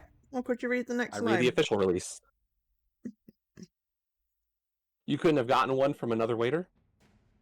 I don't have to explain myself to you. Actually, you do. You weren't authorized to do any investigating here. You shouldn't have No. been. You never do know when to fold them, do you? You know, because you were pushing that young man around.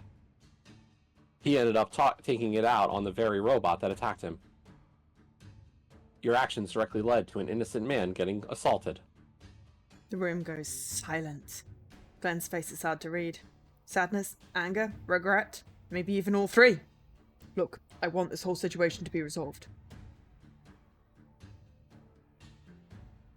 Then work with me, not against me. Tell me what you wanted to know from that robotic waiter. Glenn is stubbornly silent. Damn it, Glenn. Tell me what you know. Glenn is startled by Clash's outburst. I'm fairly certain I see him reach for his gun, but he quickly relaxes. Look, I'd tell you if I could, but I couldn't make head nor tails of it either. What is it?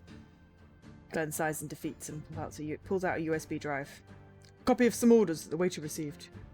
I'd wanted to compare its code to some of the other robots. You could probably plug it into your head and read it. Clash is visibly suspicious. That's you. Go is Clash. I think I'd rather not. I tried to read Glenn's expression. It shows neither surprise, relief, nor disappointment. Well, maybe you can take it to that weird hacker kid on board. By the way, keep an eye on him. Don't trust him. I trust him more than you. Same. And he wanted to dismantle me. So what does that say about you? Glenn refuses to answer. You should also keep an eye on that researcher lady. She's always hanging out with that engineer kid who got hurt. Smell a conspiracy there. You smell conspiracies everywhere these days. Glenn rolls his eyes. You wanted help, and I gave it to you. Now how about you get back to your little adventure and let me go back to my game. He goes back to his game of pool. We step outside. Good job investigating, buddy. Yeah. Clash clutches the USB drive tightly. We better get this to Jasper. We drop the USB off with Jasper on our way to our next destination, which would have been funny if it had been Jasper. He promises to get any new information to us as fast as he can.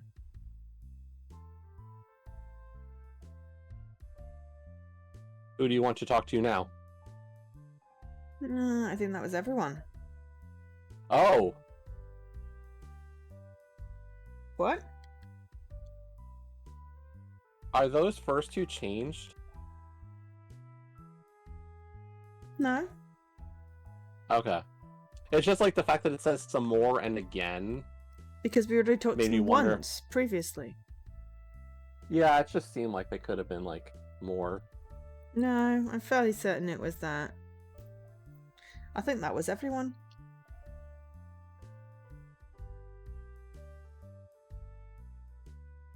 We've learned quite a lot.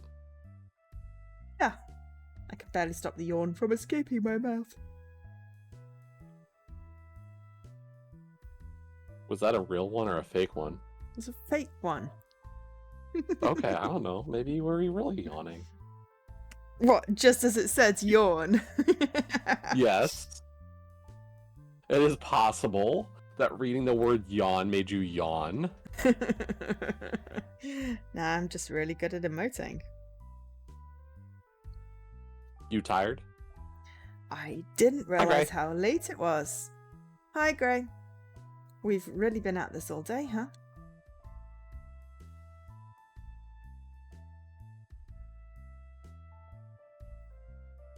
They are contagious, but yes, I can also fake it. And we've only got a couple days left to crack this case.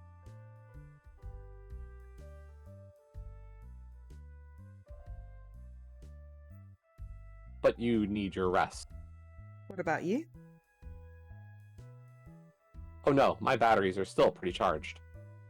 Would you like me to walk you back to your cabin? Yes, please. I'd like you to stay with me, actually. Do you want to do that one? We can do that one if you want. It's fine, it's just funny. It doesn't have any personality traits, so this one's a free-for-all. If you want to pick that one, we can totally... No, it's just funny, like, are we trying to... Are they gonna start giving us a romance between Clash and Moira? Potentially, should we look at the achievements? There are 24 achievements. We have 3 of them. Well, they spent the night alone, and Clash stayed the night. So, either of which has achievements. I feel like we have to, convince Clash to go on a date. It's called blatant carnality. So, if you want to go down that path, we totally can.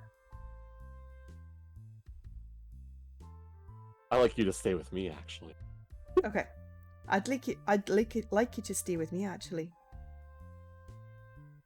Why? I have a bad feeling. Clash nods in understanding. I'll stick around and keep an eye on things throughout the night.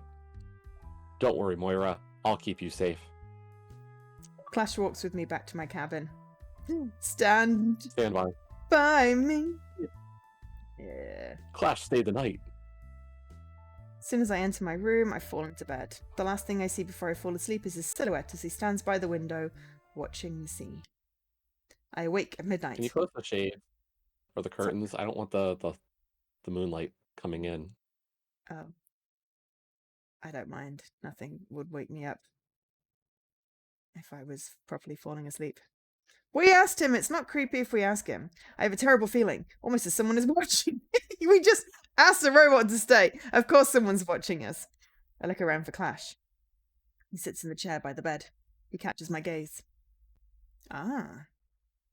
You feel that too? I nod. Stay low. I pull the blankets around my shoulders. I hold my breath, listening. Someone is right outside the door. Dun dun dun! Clash quietly stands from the chair. He makes his way to a corner hidden from the door. The door slowly creaks open. An imposing figure slowly enters the room. It's the freaking light guard! It moves with robotic grace. I suddenly realized I'm looking at the road lifeguard from earlier. It has returned and is now standing in my room. Play dead. Play dead. Okay. I lay as still as I can. I try to close my eyes and pretend that I'm asleep, but I am too afraid. I look over at Clash. I hadn't noticed him grab the lamp from the nightstand, but now he wields it like a club. Clash brings the lamp down over the lifeguard's head, but the lifeguard sees him grabbing Clash's hand. Please do not be upset, robot detective. Upset? That's putting it mildly. What are you doing here anyway? I punched you overboard. I swam back. What a straightforward reply. Your attack cleared my mind and brought me back to my senses. Oh wait, we're not going to be angry anymore? Okay, but we can still have an angry voice if you want. I want to help you. How can we trust you? I have not attacked you again. Fair enough. Robot detective, what do you know about Silas? He's hacking robots to cause chaos on this boat. Do you know who is making us more vulnerable to his attacks? No. Lots of suspects, no confirmations. Then I will give you that confirmation. The researcher, Yeah, Dr. Dr. Grace, Grace, shifty little bugger. she convinced her friend to teach her about our inner workings. One evening, she caught me alone and fiddled with my code. By the time I realized what she had done, it was too late. That's why she freaked out the way she did when we confronted her. But why is she working with Silas? I do not know. You would have to ask her. I think we need to have another chat with our friend. It is too late. The lifeguard turns and points to the open door. The night is foggy and it's hard to see anything, but the lifeguard's next words cause my stomach to... Silas is here. Clash and I step closer to the door. We peer through the frog. A frog! Hot damn, there's a frog even. We peer through the frog. No, the fog to see what the lifeguard is pointing at. At first, we think we are staring at distant lights across the ocean. Then, with a feeling of dread, we realize the bright lights are not far away. They are dimmed right next to us. We crane our necks to look at the huge vessel. Blood and oil. Yeah, cake whale its carcass time. exteriors. Yeah. The crane on its back jerks around like a broken marionette. It is far too silent for such a vessel, until it lets loose a thunderous horn. Let's lose. A horn that sounds like the siren call of death itself. The memories of machinery has arrived. Passengers leave their cabins in a panic, only to be caught by the vessel's claw. They are crushed and smeared against the boat's deck. I can hear screaming. So much screaming. Clash pulls me This back took a inside. turn. Yeah. We have to help those people. I think... Ooh, that's you. I think it's a little late for them. We'll do what we can to stop the memories. Save everyone else that we can. I will protect as many lives as I can. Any suggestions for how we can get over there? Grab the crane as it lowers. Jump off it when it reaches the other side. Don't get crushed. Sounds awesome. Sounds stupid. Sounds awesome. They're both good with me. Sounds Like, awesome. it's so stupid. It's so stupidly obvious. Yeah. Sounds awesome. Agreed, but it's all we've got. Let's go, Moira. We rush outside, chasing the crane's claws. What? The next time... I mean, visual novels in general, Gray, are always a little cheesy. Yeah, Think it's supposed like- to be cheesy. They kind of go into, like... it's not this extreme, but, like, think, like, smutty romance novel. In some of the a lot cheesiness of of the time. dialogue. Yeah. Yeah. And in answer to your question, Alyssa Gennaro is the developer, so probably the writer as well. I didn't see her credits, so we'd have to wait till we got to the end for the credits. The next time it crashes into the deck, Clash grabs me around the waist and takes a flying leap onto its side. We narrowly miss getting crushed. Permission to board, Captain. Or the memories of machinery. Clash manages to hold on to both the crane and myself as it carries its payload back to the memories. As it moves to smear the bodies onto its deck, Clash lets go. Ew. Once we have touched the deck of the memories, he releases my waist. Ew. I try not to look at the broken corpses as we rush to the bridge. Ew. Doors open and close, guiding us through the innards of the ship. Silas is allowing us to reach him, but why? Perhaps whoever is controlling him wants to confront us. Finally, we stand on the bridge. The center of the room hosts a cylinder that hums with power. This is the brain of the ship, I'm certain of it. Clash and I look at each other and nod. Give me a second. I'll see if I can figure out how to shut this down. At that moment, Jasper Callan runs into the room. Guys, wait. Jasper, what are you doing here? Why is Strike one that. hand How did you behind get here? Why is one Same hand as you stuck guys. behind I his just did a back? ride. And I had to tell you what was on that USB drive. That program was made by Dr. Grace. She's been using this program to get Silas to take over the robots. But then a figure wielding a heavy textbook enters the room. The figure uses that textbook to knock Jasper out. It is Dr. Grace. That little prick talks too much. And you two keep sticking your noses where they don't belong. Why would someone as smart as you start a mess like this? Oh, now somebody recognizes my greatness. Well, it's too damn late for that. Is this seriously just a cry for attention? It's a cry for recognition. I was the best in all of my classes. Graduated with honours for every single one of my degrees. So where did all that time and effort and money get me? Backwater libraries in the middle of nowhere. I should have been rubbing elbows and sipping wine with the elite minds of this country. I should have been somebody. Well, now I am indeed somebody. I'm the somebody who unleashed Silas onto an unsuspecting world, so you're a murderer then. If I can't get fame, then I'll take notoriety. Well, ooh.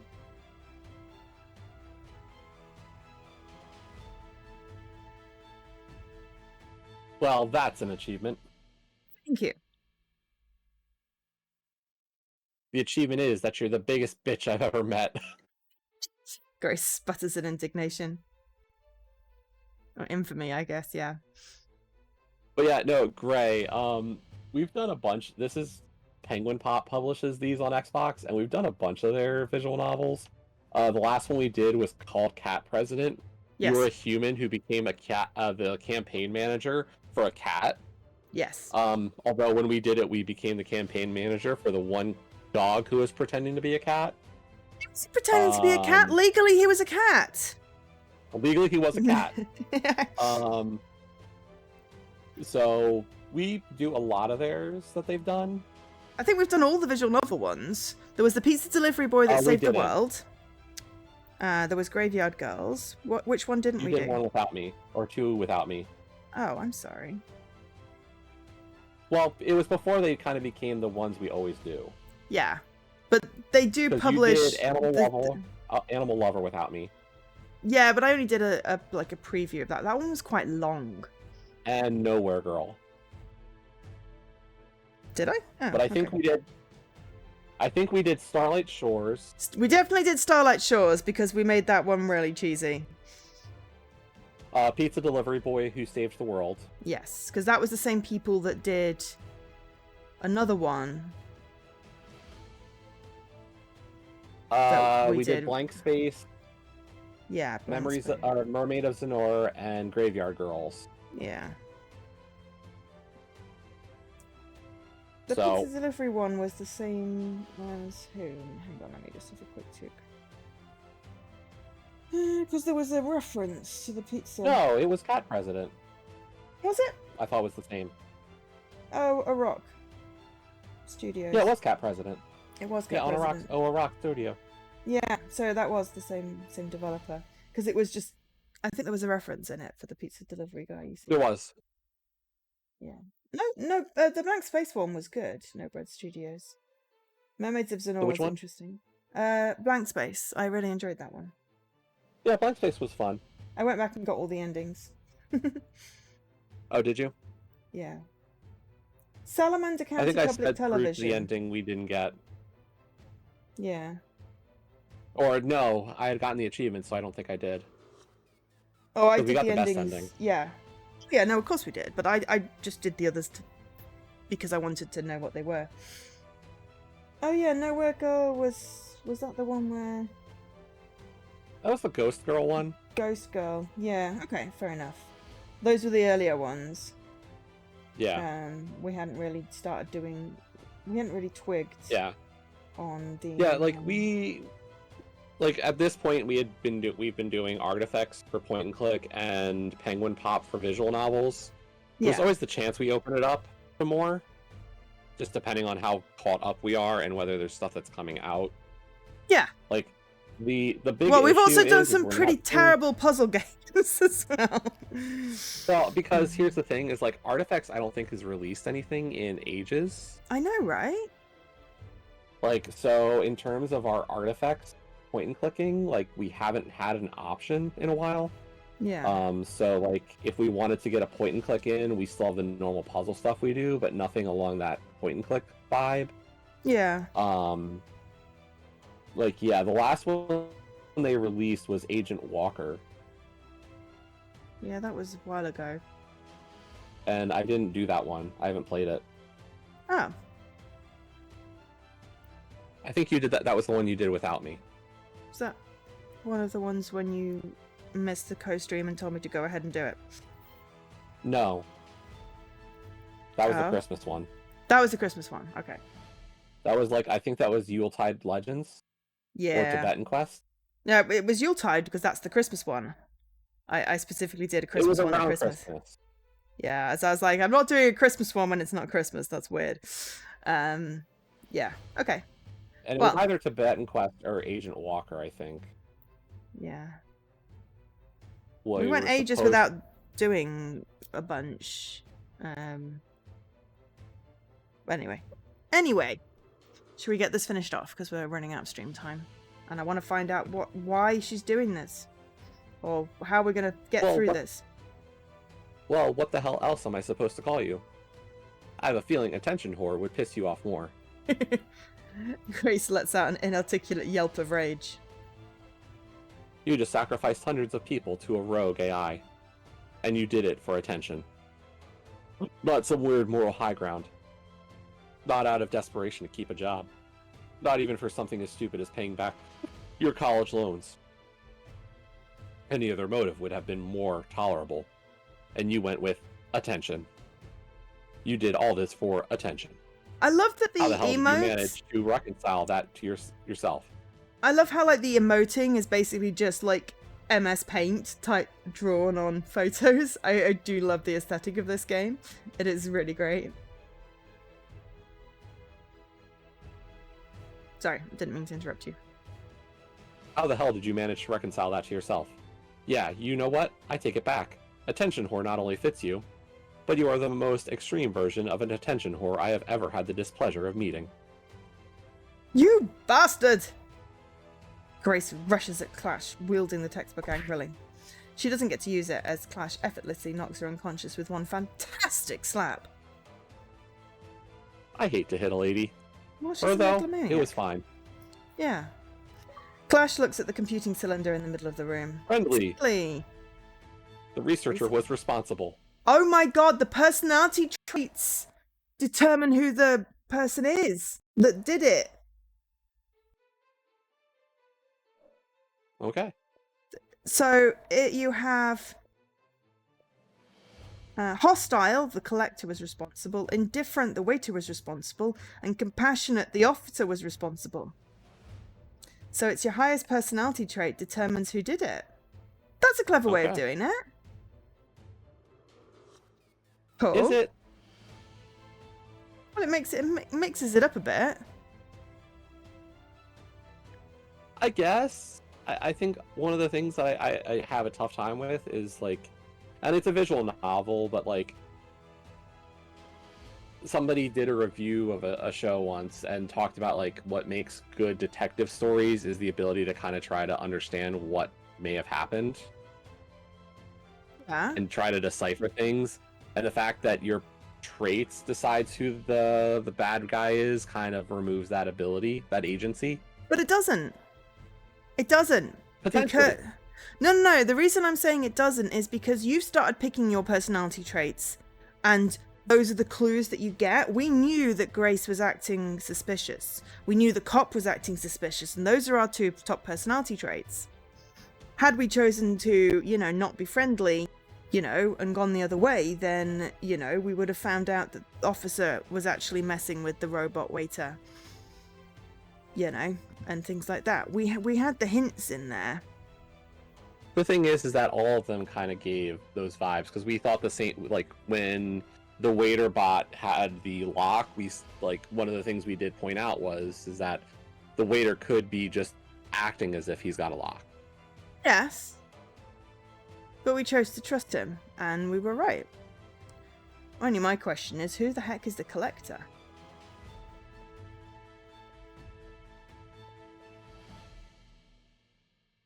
We don't have a collector. Oh, that's the hacker. That's Jason. The collector is in Hollow Knight. No, but that, if you look at the picture for it, it's the hacker. So interesting. Jasper. Jasper Collin. Yes. There's also mixed feelings. The roboticist was responsible, so the guy that got punched, which is kind of funny. Okay. Clash looks at the computing cylinder in the middle of the room. That's definitely Silas's source of power. We need to disable that right now. Doubt Silas will let us shut him down. Can you hack it? My hacking would involve directly interfacing with it. So in the name of not getting hacked, let's say no. I can try hacking it the old-fashioned way, unless you want to give it a try. I noticed Jasper stirring on the floor. So does Clash. And one of us should check on Jasper. He doesn't look too good. Let me check on Jasper. Okay. Human take care of human, robot take care of robot. Yeah! We don't know if we have any hacking skills, so I'm gonna go with let's just take care of the human. Of course you would. Clash approaches the cylinder and tries to hack Silas. I kneel down next to Jasper. He starts to stand up, stumbles. I catch it before he falls back down. He leans against me and I prop him up with my shoulder. He looks at me, confused. What happened? You got your ass beat? Of course I did. Wanna hear something funny? Ha ha funny or cosmic crisis funny? Could go either way. Go for it. We already knew what you were trying to tell us. Jasper goes completely silent. For a moment, I'm afraid he's going to pass out again. But I'd have to come here and get beat up. You're right, that is funny. Lash looks over his shoulder at us. That said, we got a nice task for you.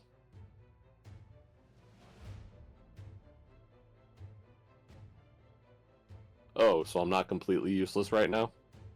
Never were, bro. Let me at this AI asshole. Jasper's fingertips fly over the keyboard as he frantically types. I can barely keep up with the lines of code he filters into the program. Clash watches in fascination. You okay? Did you notice the MS Paint? What?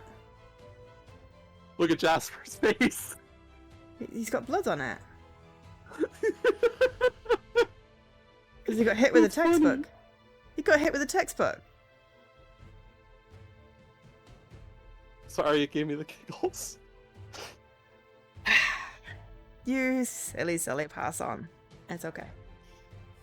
It's strange to see hacking from this angle. Yeah, typing it out probably isn't as efficient as thinking it. It's pretty damn cool, though. Oh, well, thank you, Mr. Clash. Mister? You've earned my respect, sir. Okay, he's been downgraded to slightly douchey. Clash beams with joy. And... Oh, I like that sound effect. Suddenly the power shorts out. we got him. Wait, seriously? Silas is no more. The non-computerized backup power system should turn off in 3, 2... The power flickers back on. Okay, my timing was off.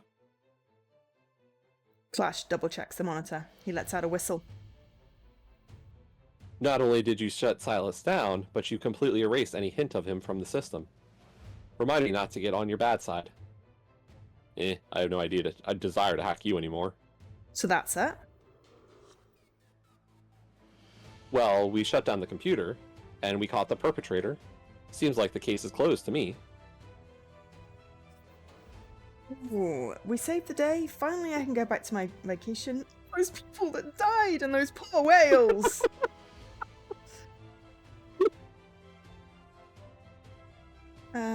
Those aren't three very different Yeah, answers. well, not the middle one, because that's just callous.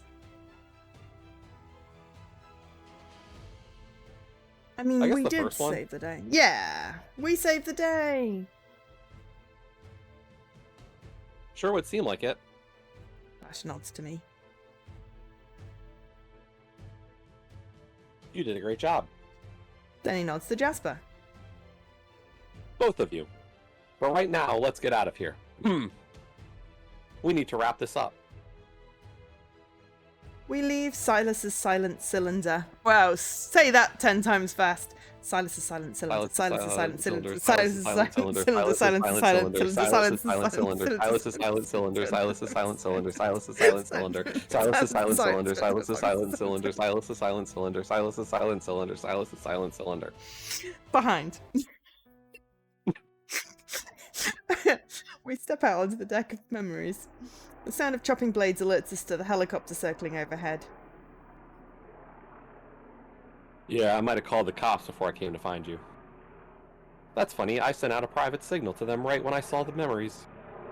And that's not counting anyone else who called during the attack. No wonder they got here so quickly. The helicopter lands. A somewhat distracted officer approaches us.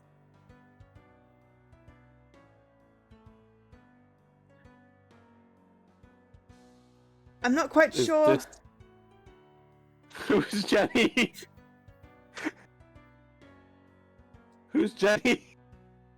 I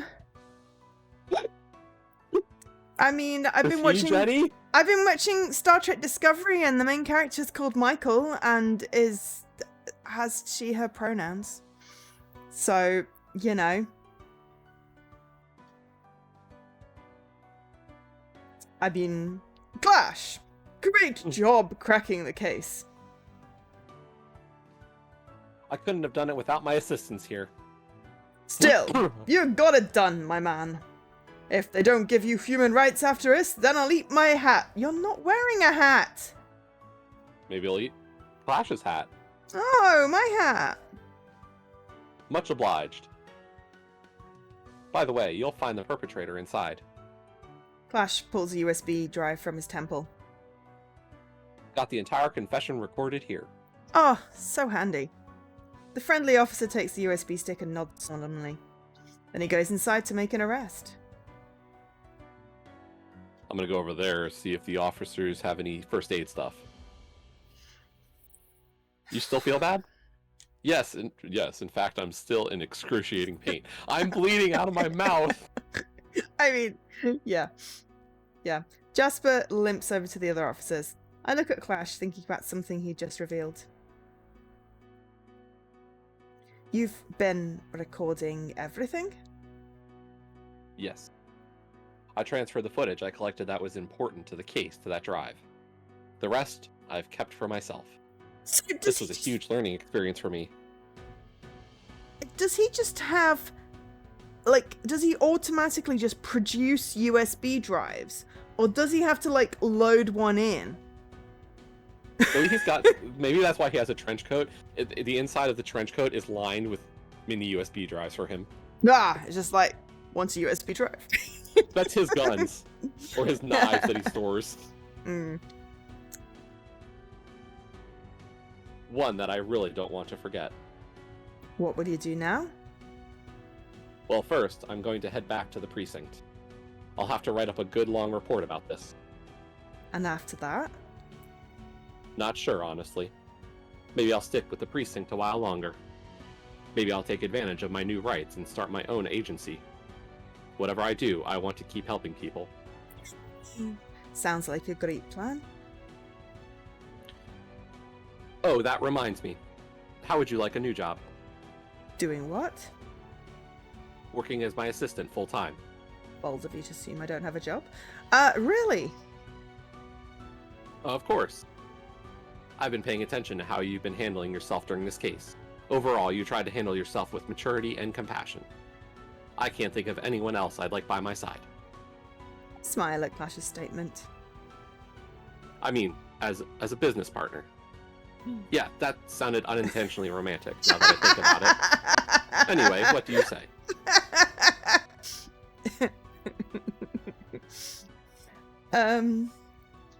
I'd love to keep working for you. Under you. With You you. sound so convinced. I don't know. Right? I was hoping we'd get a with, not a for. Yeah. But yeah, the first option. Okay. Fantastic. Give me some time to get some strings pulled. I'll give you a call once I'm ready for you. In the meantime, I've got a case to wrap up. And you have the rest of your vacation to enjoy. It's been nice working with you, Moira. I mean, not much of a vacation considering so many people died. Yeah, right? Clash reaches out to... the cruise vacation is going to continue after the deaths of hundreds. Yeah. Yeah. Clash reaches out to shake my hand. Oh, we can hug him! Can we hug him, please? Sure, we can hug Clash. The thought of this being goodbye, even if I might see him again soon, it's just too much. I quickly wrap him up in a big hug. He almost loses his balance in surprise, but he soon returns my hug. He rests his chin on my shoulder and speaks softly into my ear. You've got a good heart. Don't let that go. I pull back and smile at him. I get the sense he's grinning through tears. Clash escorts me back to the violet skies. Tired! Yeah, I'm sure a few yeah, but I'm not drinking. Chocolate milkshakes. He tips his hat to me respectfully before boarding the helicopter. I watch him go until the helicopter's out of sight. I make my way back to the cabin. The crew is trying to fix what Silas destroyed before we return to port. It'll probably take another day or so before we get back. I lie down on my bed and close my eyes, trying to empty my mind and go back to sleep. But all I can see in my mind's eye is Clash, intimidating culprits like a protective big brother, cracking one-liners and showing surprising wisdom. I'd never met a robot like him before. I don't know if I'll ever meet anyone else like him. I'm so glad that we parted on such good terms. At the end of the day, I'm so grateful that I met Clash, the robot detective.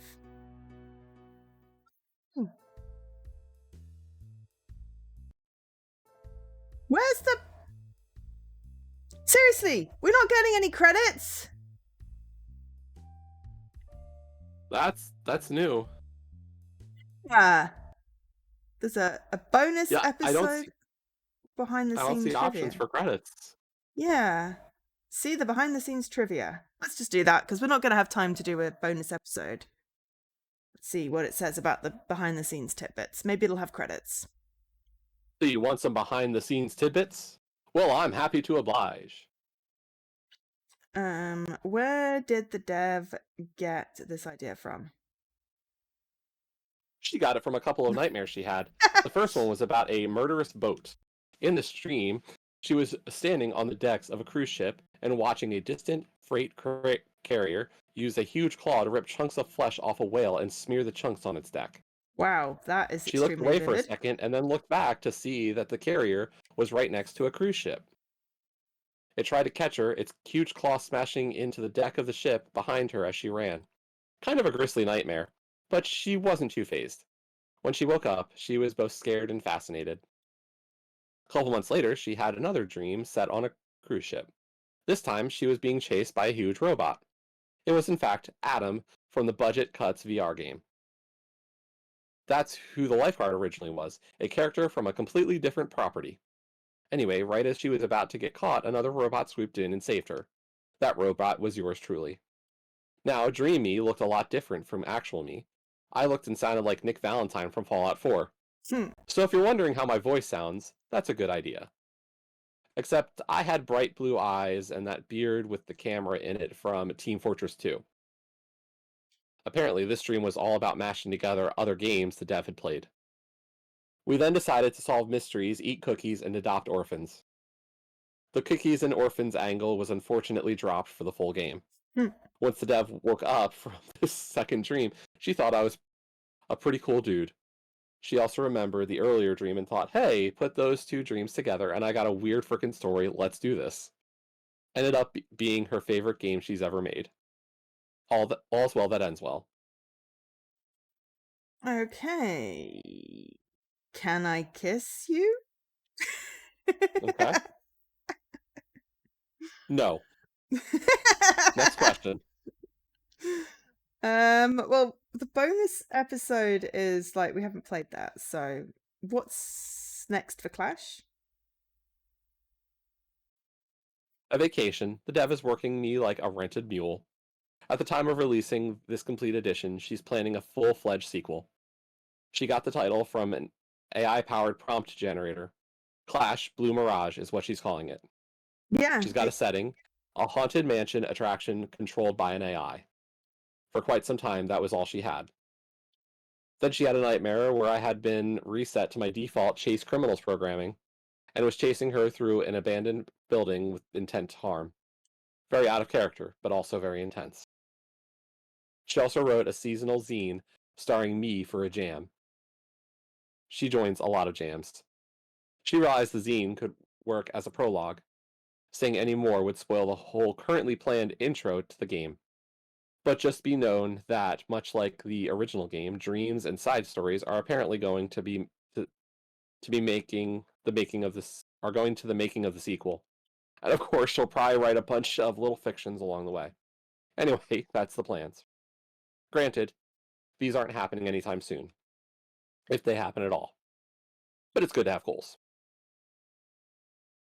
What's with the visuals? yeah, I was just looking up the sequel. So on Steam, this game came out in Jan 2023, and the sequel came out in March 2025. So it is possible that it will come to Xbox and we can play the sequel, which is indeed called Clash the Blue Mirage, and looks equally as awesome. So there is a demo on Steam if you want to see it. Okay, what's with the visuals? Well, you see, the dev struggles with artistic development, which is just a nice way to say she can't draw. Her drawing style stalled out at first grade level due to expectations placed on her by family. They wanted her to draw like an expert at 7 years old. The pressure was too much, and she gave up altogether. There's a life lesson in there somewhere. Nonetheless, she wanted to go into game development as a fun side income hobby, but needed to find a way around this handicap of hers. Practicing art skills was an option, but would require years of practice, and in her case, art classes, to get to an acceptable level, and she wanted to start game development as soon as possible. There were also options for pre-existing assets and hiring artists. She did not have the money for the latter, and was, at the time, too stubborn for the former. So she found a website with lots of free for commercial use stock images, acquired them, and opened GIMP. She spent some time hacking together photographs in a collage-esque style and slapped a comic book filter over it. The result was a visual style that garnered more praise than she expected. For the complete edition, she also wanted to add some gentle edits to the UI. She didn't want to change it too drastically, because she's the one Ren'Py dev who actually likes the engine's default UI layout. But she did add some changes. At least there's that. Okay. Cool. I got nothing. Okay. We scrammed. Interesting. Where does not have freaking credits? We only got 7 achievements out of 24. You've got to play it through at least 5 times, but luckily, you know, it's short. And then I'm imagining the barista stuff is to do with the Clash Steel Clash Steel Barista.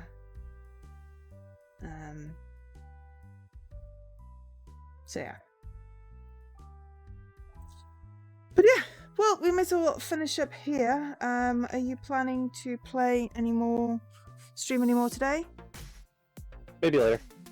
We'll see. Maybe later. Okay. I should eat. Yeah, me too. Me too. Cool. Well, thank you everyone for being in here. Thank you to Jesse for being the voice in my ear. Thank you to Penguin Pop for the code for this game and ID at Xbox for the other code, so we could stream. We really do love the Penguin Pop published visual novels. They are really great. So yeah, I'll be back Tuesday. Bye, Leaky. I'll be back Tuesday probably with Forgotten Fields, which is what I was supposed to play today. But what I should have done was done today's games yesterday and yesterday's game today. But what I did do was decide to play more Blueprints and completely wreck my timeline. So yeah, I will be playing Forgotten Fields definitely on Tuesday. And yeah, Wednesday's co-stream, so we'll have to think of something for that. Correct. Cool. Right. Jesse, when you're possibly back later today? Possibly, if not tomorrow. If not tomorrow. Cool. Awesome. Well, thank you everyone for being here. Bye. Bye. Bye, everybody.